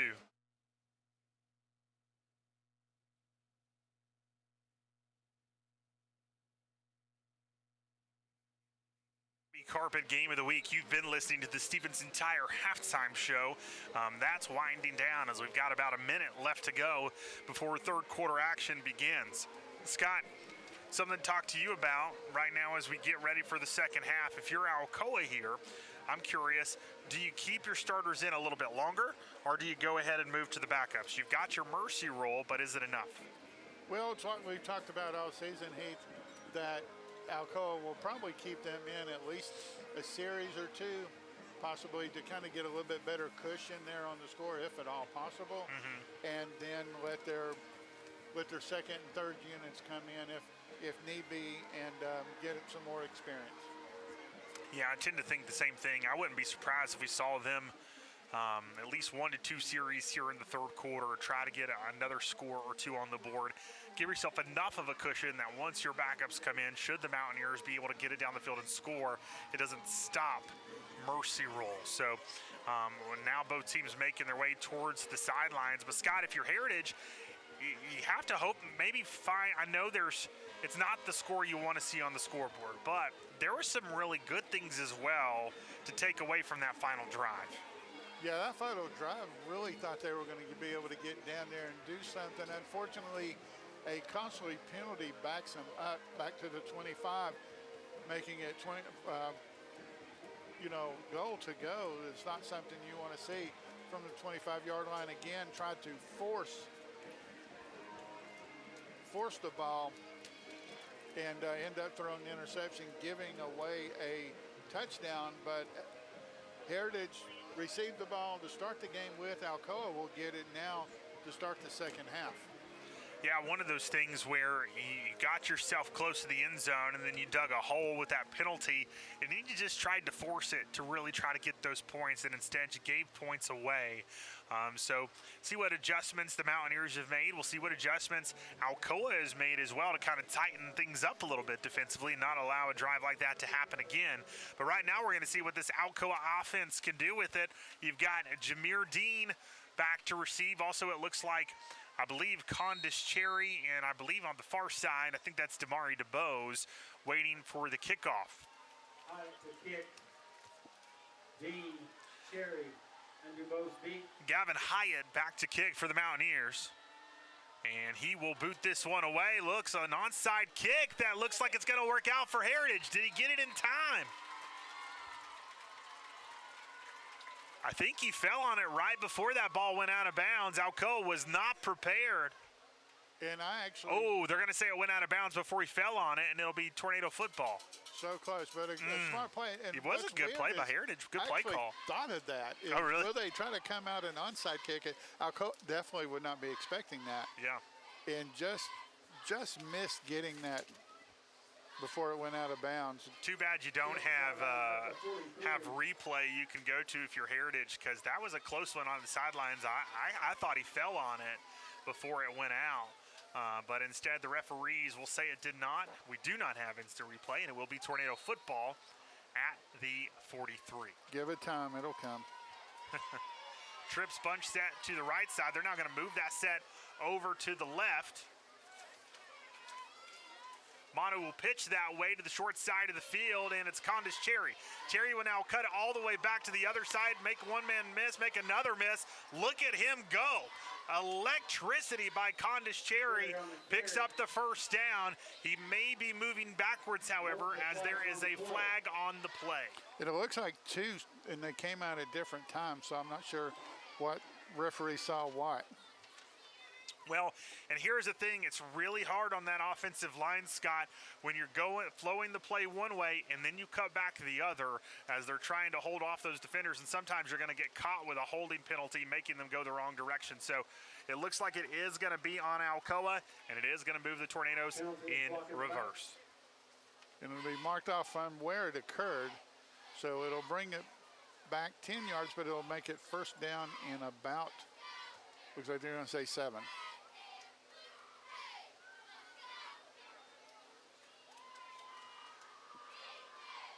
So back to first down for Alcoa, 1st and 7 it'll now be. Trips to the right, 2 receivers to the left. Empty backfield for Manu. Heritage looks to bring pressure. Here it comes. Manu gets it out quickly, complete to Jameer Dean, and a first down. A Maryville top shot first down for Alcoa. Jameer Dean stretches out the football for a few more yards as he's taken out of bounds. Manu's pass complete to Dean. Ball down at the 45. First down, Alcoa. Trips to the right, 2 receivers to the left, empty backfield. Manu will drop back, he'll throw to the right side this time, and it's just dropped by Jacoby Cooper. Had a screen trying to form in front of him. He just couldn't hold on to it. It was a low throw. There's a penalty flag on the plate as well as Marley Watts is down on the ground. That'll help get him up. Scott, I wonder if that's going to be a personal foul as Marley is kind of laying there after the play was over, almost like maybe he had gotten hit late. Yeah, a little bit of late activity with Walker for the Mountaineers, and takes the Heritage or the Alcoa player to the ground. Right after that, you saw the referee's flag come out. Well, Heritage is pointing like maybe they think it's on Alcoa, so we'll see what the ultimate call is from the referee. Do they feel like the Tornadoes instigated that one, or will it be on the Mountaineers? It will be Mountaineers. His personal foul against Heritage. And again, Walker with some extracurricular activity after the play. Can't have that. Try to make necessary adjustments. Nothing more frustrating for a coaching staff to get back from halftime, talk about cleaning up penalties, being more disciplined, not letting the emotions of the game get in your way, and then a personal foul, give the other team a free 15. It'll put the football at the 30. Trips bunch set to the left side. Single receiver Jameer Dean way by himself off to the right. If he wanted to play action and go to him, he could. Instead, they'll hand it off to Condis Cherry. There goes Cherry. Cherry on the carry for a Delosier auction touchdown, Tornadoes. The Sly Fox moves again, Heath, as he just juked and jived his way through the line. And as you said, 6 points. Little juke, little jive, little wiggle and glide for Condis Cherry. That touchdown is good, and now here comes the extra point for Alcoa.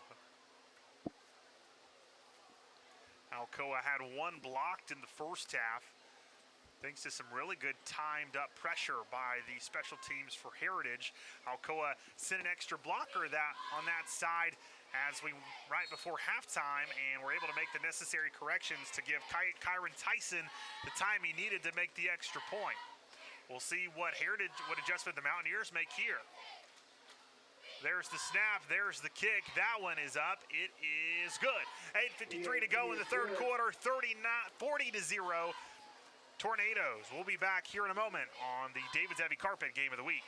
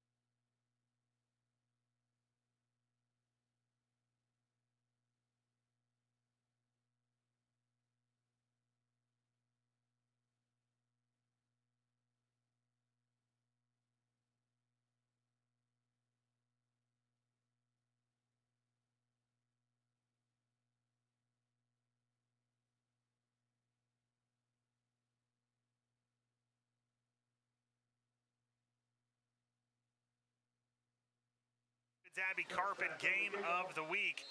And Scott, just moments ago, a penalty on the kickoff by Kyron Tyson. Yeah, this one's starting to get a little chippier, Heath. It's unfortunate. Yeah, Scott, I wasn't able to get a view of the play. Did you see what happened? No, I didn't. I was watching the ball down on the end. So a return by the Mountaineers and some chippiness between the two teams. A flag is thrown. We've seen a few personal fouls tonight. Let's see who it's on here.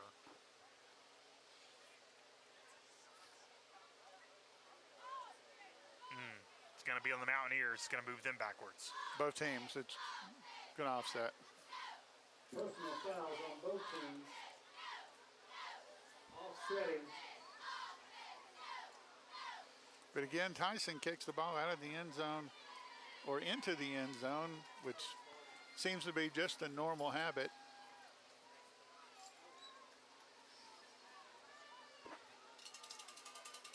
So the Mountaineers come back out on offense, 7:23 to go in the third. The clock continues to tick as we are in mercy roll. It's 40-0 Alcoa.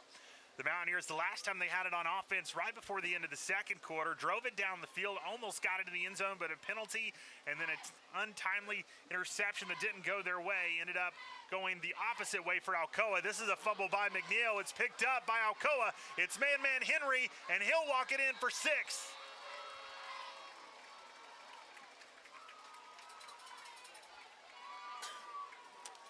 Another play that just didn't quite go the way it was scripted, Scott. Madden McNeil unable to hold on to the football, and sophomore linebacker, man-man Henry, as we like to call him, picked that one up and took it to the house. Yeah, McNeil tried to pick it up. Looks like he lost the handle again. When he did, the ball rolled away from him, made an easy recovery for Henry. Henry able to get it into the end zone.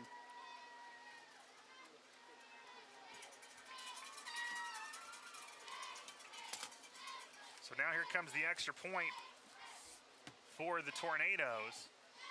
The snap is down, there's the kick, it's up, and it is good.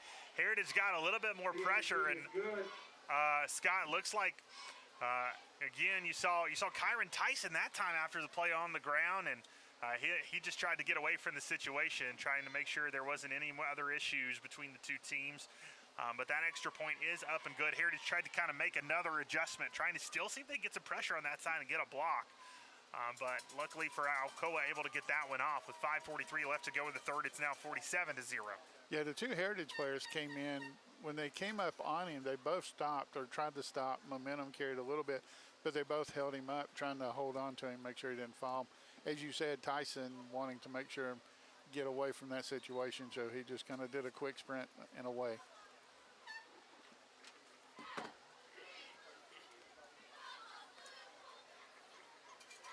So now Alcoa gets ready to boot this one away to the Mountaineers again. Heritage has 2 back to receive. So his point would have been a normal span of probably about 10 to 15 seconds. Alcoa scores twice. With the running clock, it definitely was a little bit longer than that. Burgess and Bryant back to receive for the Mountaineers. Kyron Tyson getting ready to boot it away.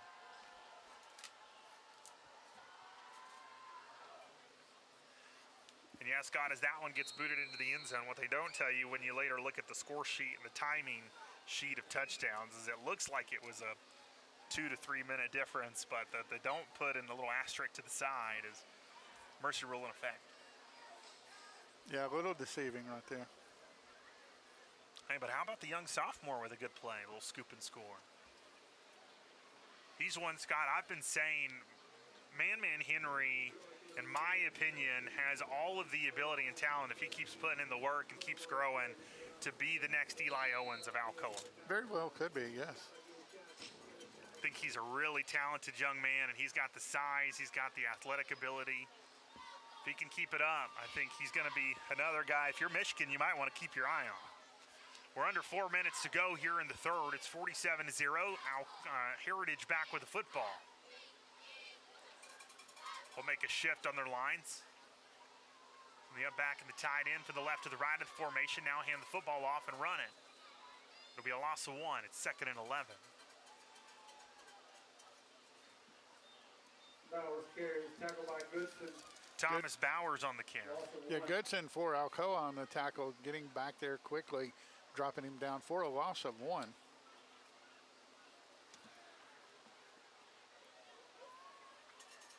So now they'll send out 2 to the right, 2 to the left. Also, looks like they may empty the backfield. Number 11 there, Troy Irving, looking over the sidelines, trying to figure out where they want him in the formation. He will now go to the right side, so it will create an empty backfield. Trips to the right, 2 receivers to the left. McNeil will get the snap. He'll drop back here. Here's some pressure. He shifts his feet, throws it across the middle. Near the ground and making the catch is Irving. Good catch for Irving. Yeah, it was a low throw, but he was able to get his hands up under it and make the shoestring grab. So now 2:40 left to go in the third. Clock continues to tick. Mountaineers making some substitutions. Yeah, Mountaineers have played some really good games this year, really close. And this is not something they're used to seeing as the clock counting again or clock ticking against them. Well, Scott, you talk about, as we have throughout the season, about who we kind of thought were going to be the top teams in the region, who the lower teams and the ones in the middle. I think you kind of seen that as well as we talked about the last time. Maybe the last time they really saw this was in that game against Anderson County. A team that will probably be battling Heritage out for the top spot in the region when the season, near the end of the season. As McNeil looks on an option to pitch it, now decides to take it himself and try to cut it up the middle. Kenny Harris waiting on him for the tackle. Right, Heath. There'll definitely be a really good game as Alcoa and Anderson County will be facing off at the end of the season. They're on an interesting date as well, as that is Halloween on the 31st, and that is a game we've had circled for a while with the Tornadoes and the Mavericks facing off there in Anderson County. I don't know if Trevor gave us a score update. I'm assuming he did, but I'm sure who was leading that one as Anderson played Union County this week. Anderson spread it out. They've taken a huge lead. They might have went ahead and taken it to the house. That game probably, I'm sure, under mercy rule. We'll turn, throw it out to the right, a completion to Bryant. Bryant will pick up a first down. Good catch by Bryant. And Alcoa a little lucky. Looked like they could have very well gotten the roughing the passer as the Alcoa defender came up on the quarterback and just nailed him probably about 3 or 4 steps after the ball had been released. That's twice now, though, Scott. I've seen on fourth down where it's been like fourth and a yard or two where the DBs have given a little bit of space to those red receivers, and Heritage has taken advantage of it, giving themselves enough cushion to deliver the football. Yeah, if you delay him the way Alcoa is getting back to that quarterback, it's going to be hard for him to find anyone open. Absolutely. He'll turn, throw it this time to the left. Had a man, but Scott, he just couldn't hold on to it. Dylan Burgess across the middle. Number 14 for Heritage, saw number 14 for Alcoa. Luca Dougherty heading his way and heard the footsteps and short-armed it. Just a basketball move, tried to dribble it. Clock will continue to roll. Will Heritage get another playoff here before we end the third? I would imagine they may take their time here. Let this one tick. They do not appear to be in any hurry. Now they're starting to work their way towards the sideline, so that is exactly what they will do. They will take it to the end of the third as the buzzer will sound. Your score after 3, Alcoa 47, Heritage 0. You're listening to the David's Abbey Carpet Game of the Week. We'll be back in a moment.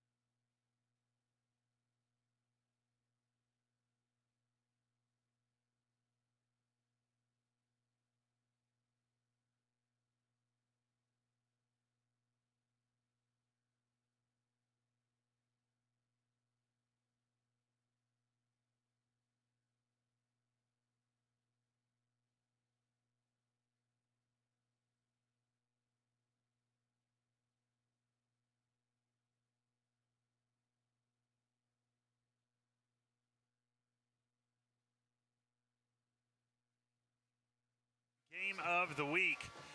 As we start the fourth quarter, it's 47-0. Alcoa Heritage with the football. And they'll turn. McNeil will look. He'll throw it. And broken up by the Tornadoes. It's now going to bring up second down.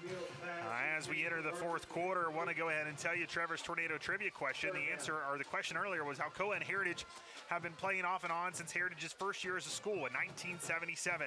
It took them 4 tries for Heritage to get its first win against Alcoa, which Heritage Mountaineer coach was the only one, or the first one, to finally beat the Tornadoes. The answer was Jack Renfro. That answer was given by DJ Ward. Congratulations to DJ Ward being our winner this week. We'll reach out to you throughout the week to get you your prize. Wide receiver screen set up to Irving. Alcoa sniffed it out, and he'll lose one. Tackle by Alahanya.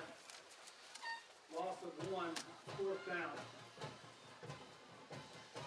A quick play for Alcoa as they got on that quickly.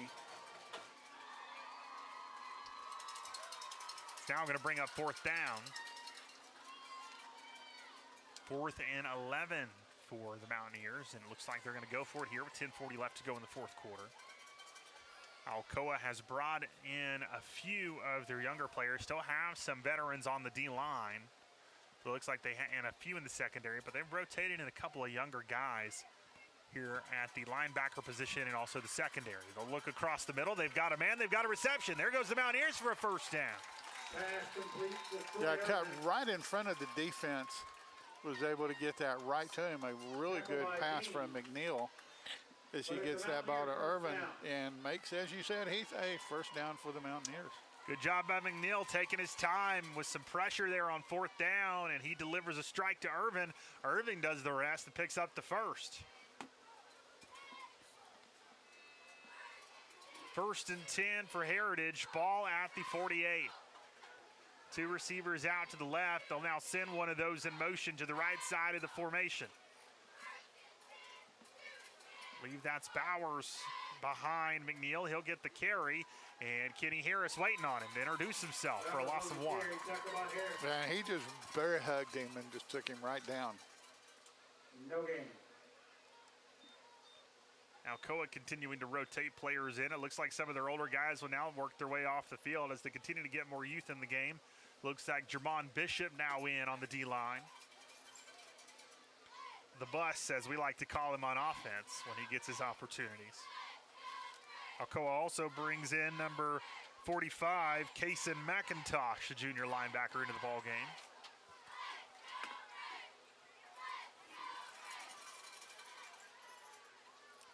Heritage looking to the sideline to get the play call. Alcoa got 5 lined up on the line. They'll now move a couple back in pass coverage. Throwing up in the air, tipped in. Wow, I think nice he caught catch. it. Yeah, it was tipped up by the defender, but it lands right back in his arms as he's able to hang on to it, and that was Bryant. Yeah, Lincoln Smith tried to climb the ladder and make a play, and instead, Scott, as he bobbled it and it fell, the wide receiver was laying on the ground and just waiting for it and made the catch. So how about that? Little luck there for the Mounties as they've got a 1st and 10. Good concentration from Bryant.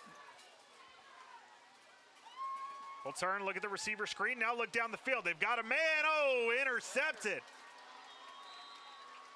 Micah Jones, a good read, and he dropped back, Scott, jumped up, climbed the ladder, and extended the fingertips to pull that one down. Yeah, I don't think McNeil saw him. Yeah, he just kind of, the safety sitting back there in center field and just kind of gliding over, waiting for it, following the quarterback's eyes and making a play. So now the Tornadoes will take over on offense with 7:43 to go, and the clock will continue to tick. And Alcoa, Scott, with this mercy rule in effect, could, if they can continue to run the football down the field, try to run the rest of this out. And that's usually about what Coach Nix has been doing this late in the game. Bono's still in the ball game. It's Damari DeBose in the backfield with him. It'll be DeBose on the carry. There goes DeBose. DeBose turning on the Jets. Breaks 1 tackle. Weaving his way through the defense, and DeBose off to the races. He may have sealed the deal here. And oh, man. What a run. However, we do have a flag back at around the 21, 22-yard line.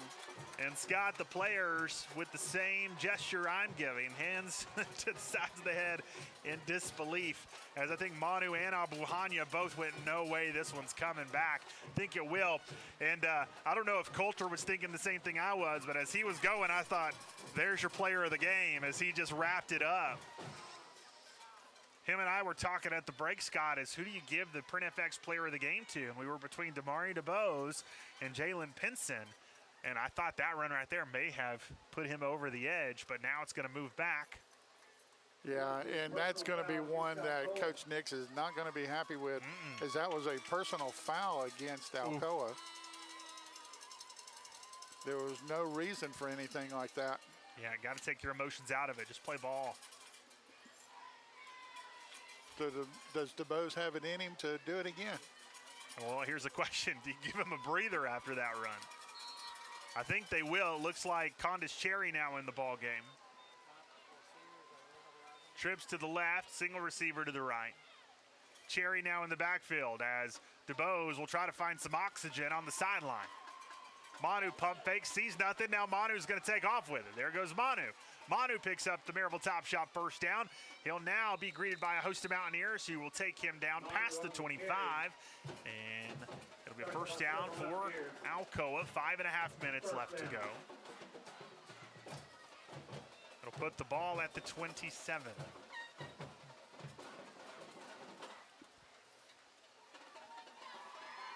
Manu comes over and gets the play call. Will make his way back out.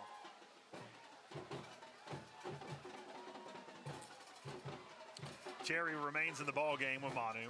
Trips to the left, one receiver to the right. Now I wonder, with DeBose out of the game, does you maybe look to try to get the ball to Pinson here? No, they'll throw it on the screen to Abu Hanya. Good play set up for him, and Abu Hanya will pick up another first down. Release some linemen late as Abu Hanya cut across the middle and made the play. I'm still trying to keep my eyes down there, Scott, because I want to see DeBose come back out. Yeah, keep watching for him. It looks like Manu's day is finally done as Luka Dougherty will now come in at quarterback. Alcoa starts to rotate some youth in.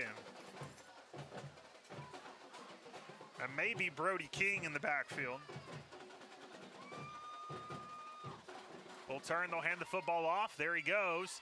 And he's got some space, cutting to the outside, trying to turn on the Jets. He'll get tripped up, but he will pick up a first down, and I believe that is Brody King, the freshman, on the carry. Yeah, Ethan Bryan on the tackle for the Mountaineers. The junior probably just saved a touchdown right there. And what's not good, if you're Heritage, Troy Irvin on the ground with an injury. He will be attended to, and he's in some pain.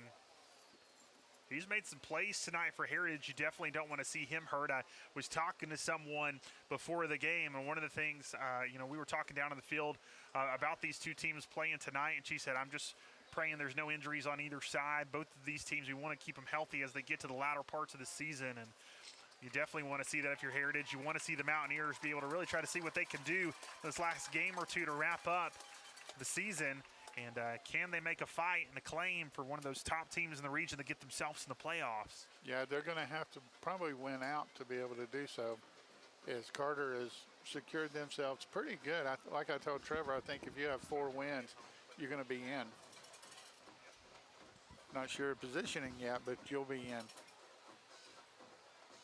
So they'll bring Irving over to the sideline.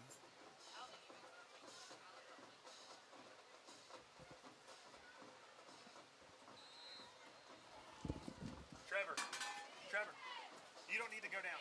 You stay up here and talk with Dad. Okay. Fake pitch, and there goes Dougherty. Dougherty will cut it up the field. Dougherty bowling people over, and the quarterback will pick up a first down. Thought he was going to break that one too there at the end. They just were able to get him around the shoestrings. Allows for a first down for the Tornadoes at the 27-yard line of the Mountaineers.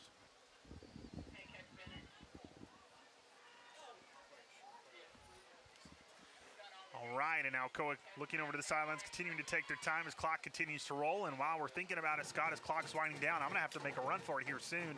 I'm going to go down and get an interview with Coach Nix and also with our player of the game tonight, as Paige Dower is out of commission tonight. She is on her way to Tuscaloosa for the Vols game. Come on. She's going to. She's covering it. She's covering it. She's got a job to do. There goes Brady King making a player miss. He'll get first to the first down marker. Will they give it to him? He got close. I think they are going to give him the first down. But I'm going to ask you both here before I make my way down. Player of the game, who is it? We're going to go Jalen Pinson, or are we going to go Damari DeBose? Definitely. I'm going to let you look over the stats with Coulter here for a moment. You guys debate. It's 1st and 10, ball at the 16.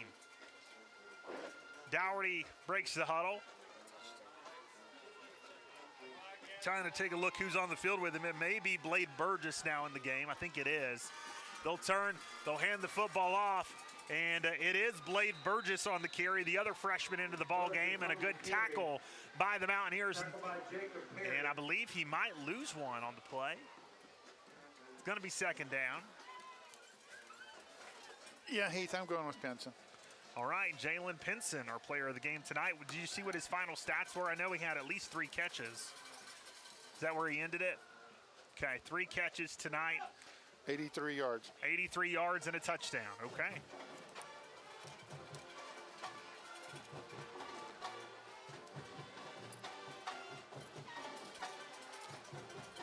It looks like a good catch right there from Luca Dougherty. I can't see who the player was that caught the ball initially. Number 10 for Alcoa, that is Hayes Hawkins. But we had, once again, a flag on the play. And that should pretty much, by the time the referee gets this called, we'll probably pretty much wrap it up, as the clock is now getting under 20 seconds left. Again, a holding penalty against the Tornadoes. Once again, another penalty wipes out a touchdown. I'm sure this is not going to be something that Coach Nix is going to be really happy with. As Alcoa is already walking towards the sideline. Both teams now are headed to the middle to do some congratulations with each other and talk about a good game. But the final score here, Alcoa, the Tornadoes 47, the Mountaineers of Heritage 0. As we have concluded this game, 2 more weeks left in the book for both teams as they're getting closer and closer to the end of the season. While they're doing that, we're going to go ahead and take a break. When we come back, I'm going to be joined by Coulter Towle, and we will go over some stats for you. We'll be right back here in just a few minutes as you're listening again to the David Zabby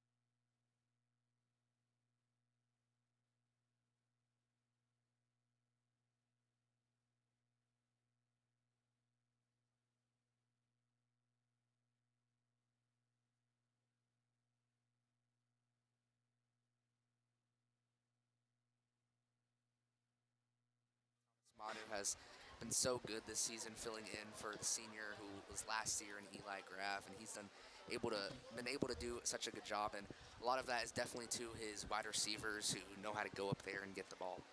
All right, well, it looks like we got Heath down here on the field with the player of the game, Jalen Pinson. Let's see if we can go to Heath and let Heath talk to him here a little bit. Sorry about that. All right, thanks, Scott. Appreciate it. Down here on the field with my guy, Jalen Pinson. What a game for him tonight. 3 receptions, over 80 yards, and a touchdown. Jalen, it looked like a few times tonight you were able to just kind of sneak out of the backfield, and no one saw you, left you wide open, and then Manu and you did the rest. Talk about kind of what you were seeing and maybe what kind of opened that up for you. What opened it up was we ran rail, so it's 2 verticals by the outside receivers, and they bit on them, so I just slid right in front of them. The open field that was blocking for me, got as many yards as I could. Yeah, when I saw you make that first catch out here in the flats and take off, I saw you with some space. I was like, go, Jalen, go, and they finally got a piece of you, but then you were able to get that touchdown near the end. That drive alone really was kind of what set things up for you guys, and you got going. That last touchdown was really big for you as well. But this game tonight, you had some time off, kind of shaking the rust off a little bit. Was that fall break maybe something that was needed to just kind of recoup and kind of let some injuries heal and get you guys back ready to roll? Yeah, 100%. A bunch of our guys were banged up, so Coach Nick said, rest. It's the time for you to rest and get your bodies right for the next game.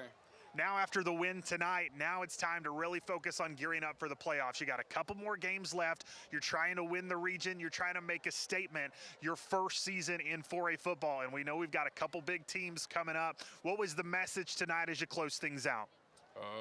We going at everybody's head. All right, that's what we like to hear. Our guy, Jalen Pinson, congratulations, my guy. I'm going to send you over there to get a picture with your plaque. And now here in just a moment, we're going to get Coach Nix on the air with us as well. So, Scott, I'm going to wait just a moment. I think we're going to get him over here. I think they're grabbing him now. So, yeah, we're going to bring Coach Nix over with us. Appreciate your patience up there with us. But, Coach Nix,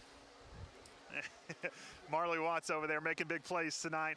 Coach, what a win for you guys tonight. You guys had some time to kind of take fall break, recover, and get healed up, and it looked like you came out tonight fresh and ready to go. Yeah, I think, and that's what's impressive to me about our kids. You know, you're always, Jody Wright said this to me one time, you're always battling adversity or complacency. You're always, and I think at our place, you're battling complacency. You know, just understanding that you got to get better every day. But if you, that's one thing I learned from Gary a long time ago, if you practice well, you usually play well. You know, you're usually going to play how you practice throughout the week. Our guys do a great job of practice. You know, they came back on Monday after a week off, and we hit the ground running and, you know, ready to try to make this run down the stretch. Well, you certainly started off the second half right with a big win tonight at Heritage, a team you hadn't played in a while. You know, this is a rivalry that dates back a while to 1977. This is, I believe, the 32nd or 33rd game tonight between the series. What was it like as well, just to kind of renew a rivalry with a Blount County foe? I think it's just fun to play here in the county. These kids are playing, you know, we knew a lot of these kids, and these guys play AAU basketball together. They play travel baseball together. They know each other. So you really wish you could play every county school and everything. You'd like to play them in JV just because it's, you know, we're all right here. It keeps all our fan base here. You know, it's a great win. I think they're a tough team, and, you know, we did some things to pull ahead early, but, you know, it was a fun game for us for sure. Now let's talk about your player of the game, Jalen Pinson, 3 receptions, over 80 yards and a touchdown. This is a guy, I had a chance to talk to him coming into the season, and I said, Jalen, you know, it's your time now. Time to take over the tight end position. I thought he's come prepared and ready throughout the year, but had another big performance tonight. Yeah, he was a question mark coming into the year because we knew there was a ton of potential. You just hadn't seen it yet. Yeah. And I know what it's like to follow a legend, okay, and that sometimes can be daunting. And you know, Eli Owens is a legend around here. Yeah. So I was like, you know, you know, it was like Thomas, you don't have to be Eli Graff. You know, there's things you can do, and then the same thing with him. And, you know, he's fast, he stretches the field, he makes such an effort to get better at blocking. I think that's something that he can run, he can catch, but that's what I appreciate about him, is that something he's really improved upon. You know, and he's been a bright spot in our offense that we really were, you know, we were just hoping he would be solid. Yeah. You know, we would have been happy with a solid player, but he's a guy that's a threat at that position, and he's a great kid. He's such a likable kid. Yes, anybody's been around him. So, you know, you're really happy to see him have the success that he's had. Final question for you, Coach. Excited about the opportunity in 4A playoffs to show people what Alcoa Tornadoes are capable of, but you got to get through the region first. What's the message for these final few games and some big games that are going to determine the region winner? I mean, really, the playoffs have started. Yeah. I mean, because you lose these next two games, and then all of a sudden you could go from first place in the region to fourth place in the region. So, I mean, to me, we should practice that way all the time. You know, to me, it's just always that, because people talk about the process, but the process is hard. To stay disciplined, to do. But we're just trying to find every little thing we can do to clean up and get even with a 47-0 win. I promise you, there's plenty of things we could have done better. We got to clean up things on special teams. Got a PAT block that had happened. We had some untimely penalties, and so there's just always improvement. But it's going to be a lot of fun. I told our guys it's hard at Alcoa to do it first. There's a lot of places where you win a state championship. It's the first ever you win. It's hard to, but to go in and win a 4A state championship, it's never been done here. But that's got to happen Monday at practice. That's a long. We're going to be hanging Christmas lights when the state championship game's played. So you start worrying about that now, you won't make it there. Yeah. Well, and I love what you said there, Coach. What I think about Vince Lombardi, who said, practice doesn't make perfect, perfect practice makes perfect. There's always things to get better at. The standard is the standard, and there's no time for complacency. So, Coach, congratulations on the win tonight. Appreciate your time. Yeah. Y'all have a good one. Thank you, Coach Nix. All right, Scott, we're going to take it back up to you. All right, Heath, thank you very much. Again, Alcoa wins over Heritage tonight, 47-0. While Heath is going to do some sprints back up here to the top of the booth, on the top of the stadium, we're going to take a break. When we return, we'll have Trevor give us the Hardy scoreboard updates. We'll be back in just a few moments.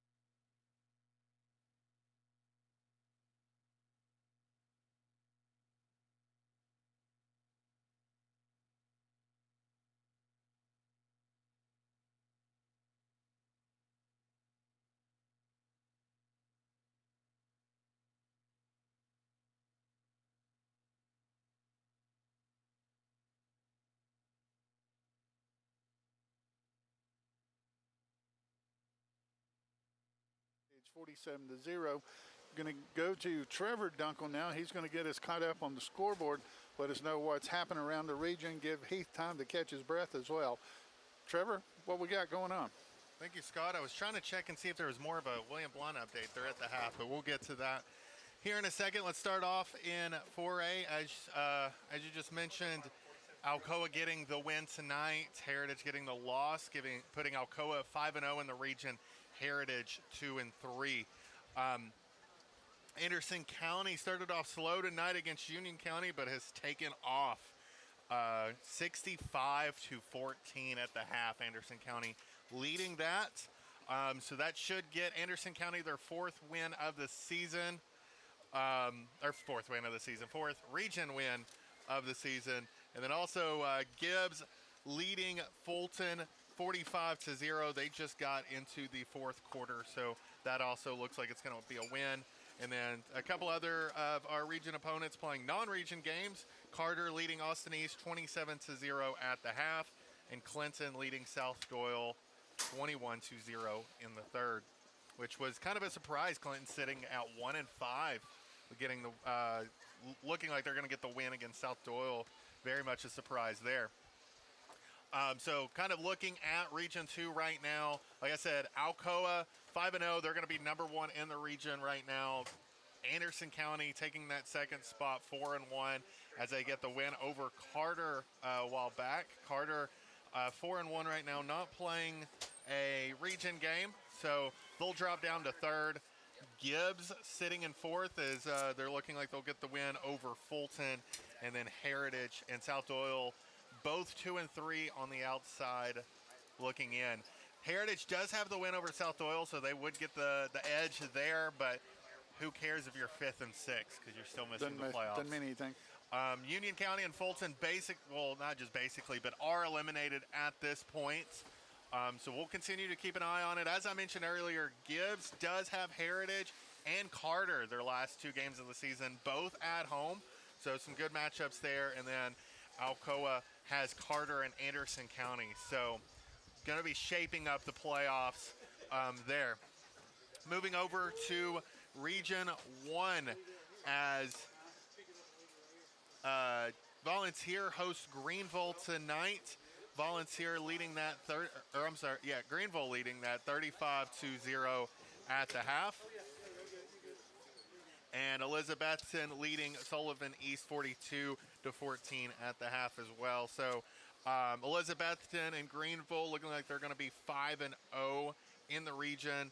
Elizabethton has Seymour next week, and then Greenville will be the game. And Greenville has Granger, so they both should get easy wins next week, then face each other for the 1st and 2nd spots. Volunteer and Cherokee sitting at 3-2 each.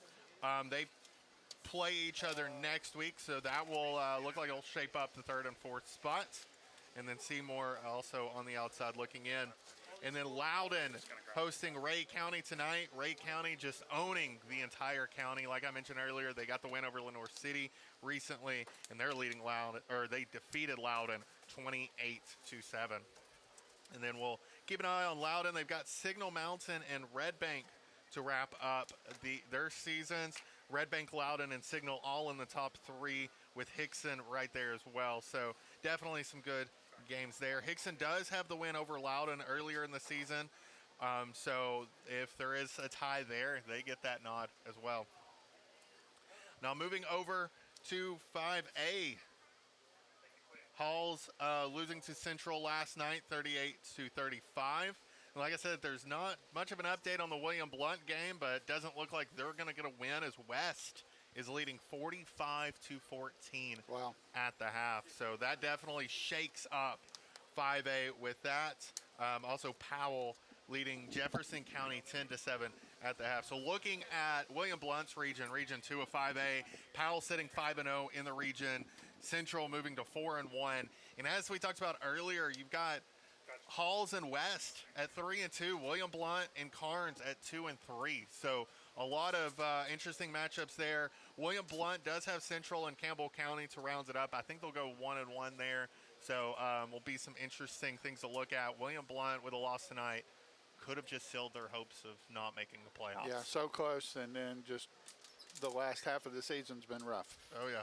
And then over in Region 1, a 5A, Sevier County hosting Tennessee. Sevier County having a great season this year, and so they ran into Grace Christian. But right now, they're tied at the half, 7-7 with Tennessee. Both of them are at the top of Region 1 and 5A. So continue to look at that as well. And then moving to Region 3 and 5A, Lenoir City hosting Walker Valley, and Walker Valley leading that at the half, 49-7. Walker Valley going to be moving to 5-0 in their region, most likely locking that up. They will have a good matchup with Ray County here at the end of the season as well, so that'll be a good game there. Moving over to some other, to 6A, Maryville hosting Science Hill tonight. Maryville leading that one 28-10 in the third. That is a non-region matchup. Oak Ridge leading Hardin Valley 21-10 in the third. And Cleveland leading Bearden 28-3 in the third. So like I said, Maryville's not playing a region game right now, so they're tied with Oak Ridge, as Oak Ridge is most likely going to pull that win out against Hardin Valley. So I'll move Oak Ridge to 4-0, just like Maryville, so it'll be tied at the top. Bradley Central not playing a region opponent this week, so they're also sitting at 3-1. And you got Farragut 2-2. Hardin Valley 1-4, Cleveland 1-3. So could be interesting, especially Cleveland getting their first win of the season. They've got Hardin Valley and Farragut to wrap it up. They could, if they win out, could move up. Well, and we mentioned earlier Oak Ridge and Maryville playing at the last game of the season against each other, just like Alcoa and Anderson County, games that could make some big decisions and big big playoff implications there at the end of the year. Oh, yeah, definitely. I think Maryville and Oak Ridge got the first and second spots locked up together. Bradley Central is probably going to stay at third, but also the bottom of that region is something to really look at as they're all starting to play each other. Hardin Valley does have Oak Ridge and Cleveland, so that could really hurt them at the end of the season. And then also as well, moving to Region 1 in 6A, West Ridge defeating Morristown East 35-0. West Ridge getting their first region win of the season. And then a couple more updates. Greenback leading Oakdale 21-0 at the half. Greenback really needing this win. They're in 5th place in the region, so trying to battle back. They do have Coalfield and Rockwood to finish out the season. Not two matchups that you want to see. So hopefully Greenback can bounce back and not have a second season in a row where they missed the playoffs. Like I said, that hasn't happened since 2006 and 2007. And then Coalfield getting the win over Wartburg tonight, 55-0. That is final. Coalfield 5-0 in their region. And then Eagleton trying to battle back against Polk County, but there may not be enough time left. They're in the 4th quarter. Polk County up 23-13. So that will knock Eagleton down a little bit. Polk County getting their first region win of the season, their first region game of the season as well. They'll tie Oneida up at the top, Eagleton falling to 1-1, and then Tellico Plains down at the bottom, 0-2. So again, like I said earlier, they'll all make the playoffs in that region, just seeing the seeding and how that will pan out. And then, like I said, we're going to keep an eye next week. Gary Rankin and Boyd Buchanan taking on CAK. So we'll keep an eye on that next week, as that will have some playoff implications in the Division II Class 2A East region. All right, good deal, Trevor. Well, we're going to take one more break here before we finish up. And when I come back, Heath Dunkel will be with me as you're listening to the Davids Abbey Carpet Game of the Week. Again, Alcoa 47, Heritage 0. We'll be right back.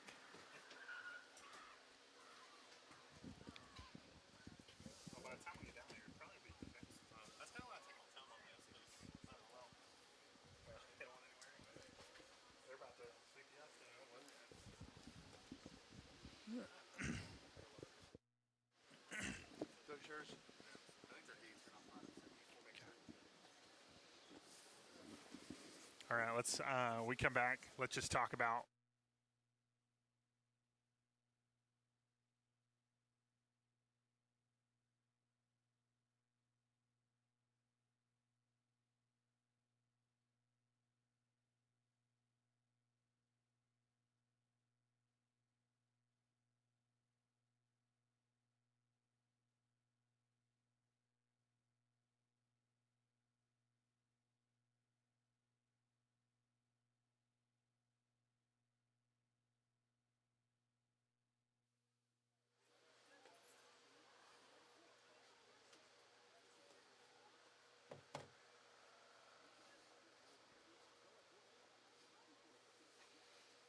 We welcome you back into the Davids Abbey Carpet Game of the Week as we're wrapping things up here in the post-game show. You just heard some scoreboard updates from Trevor.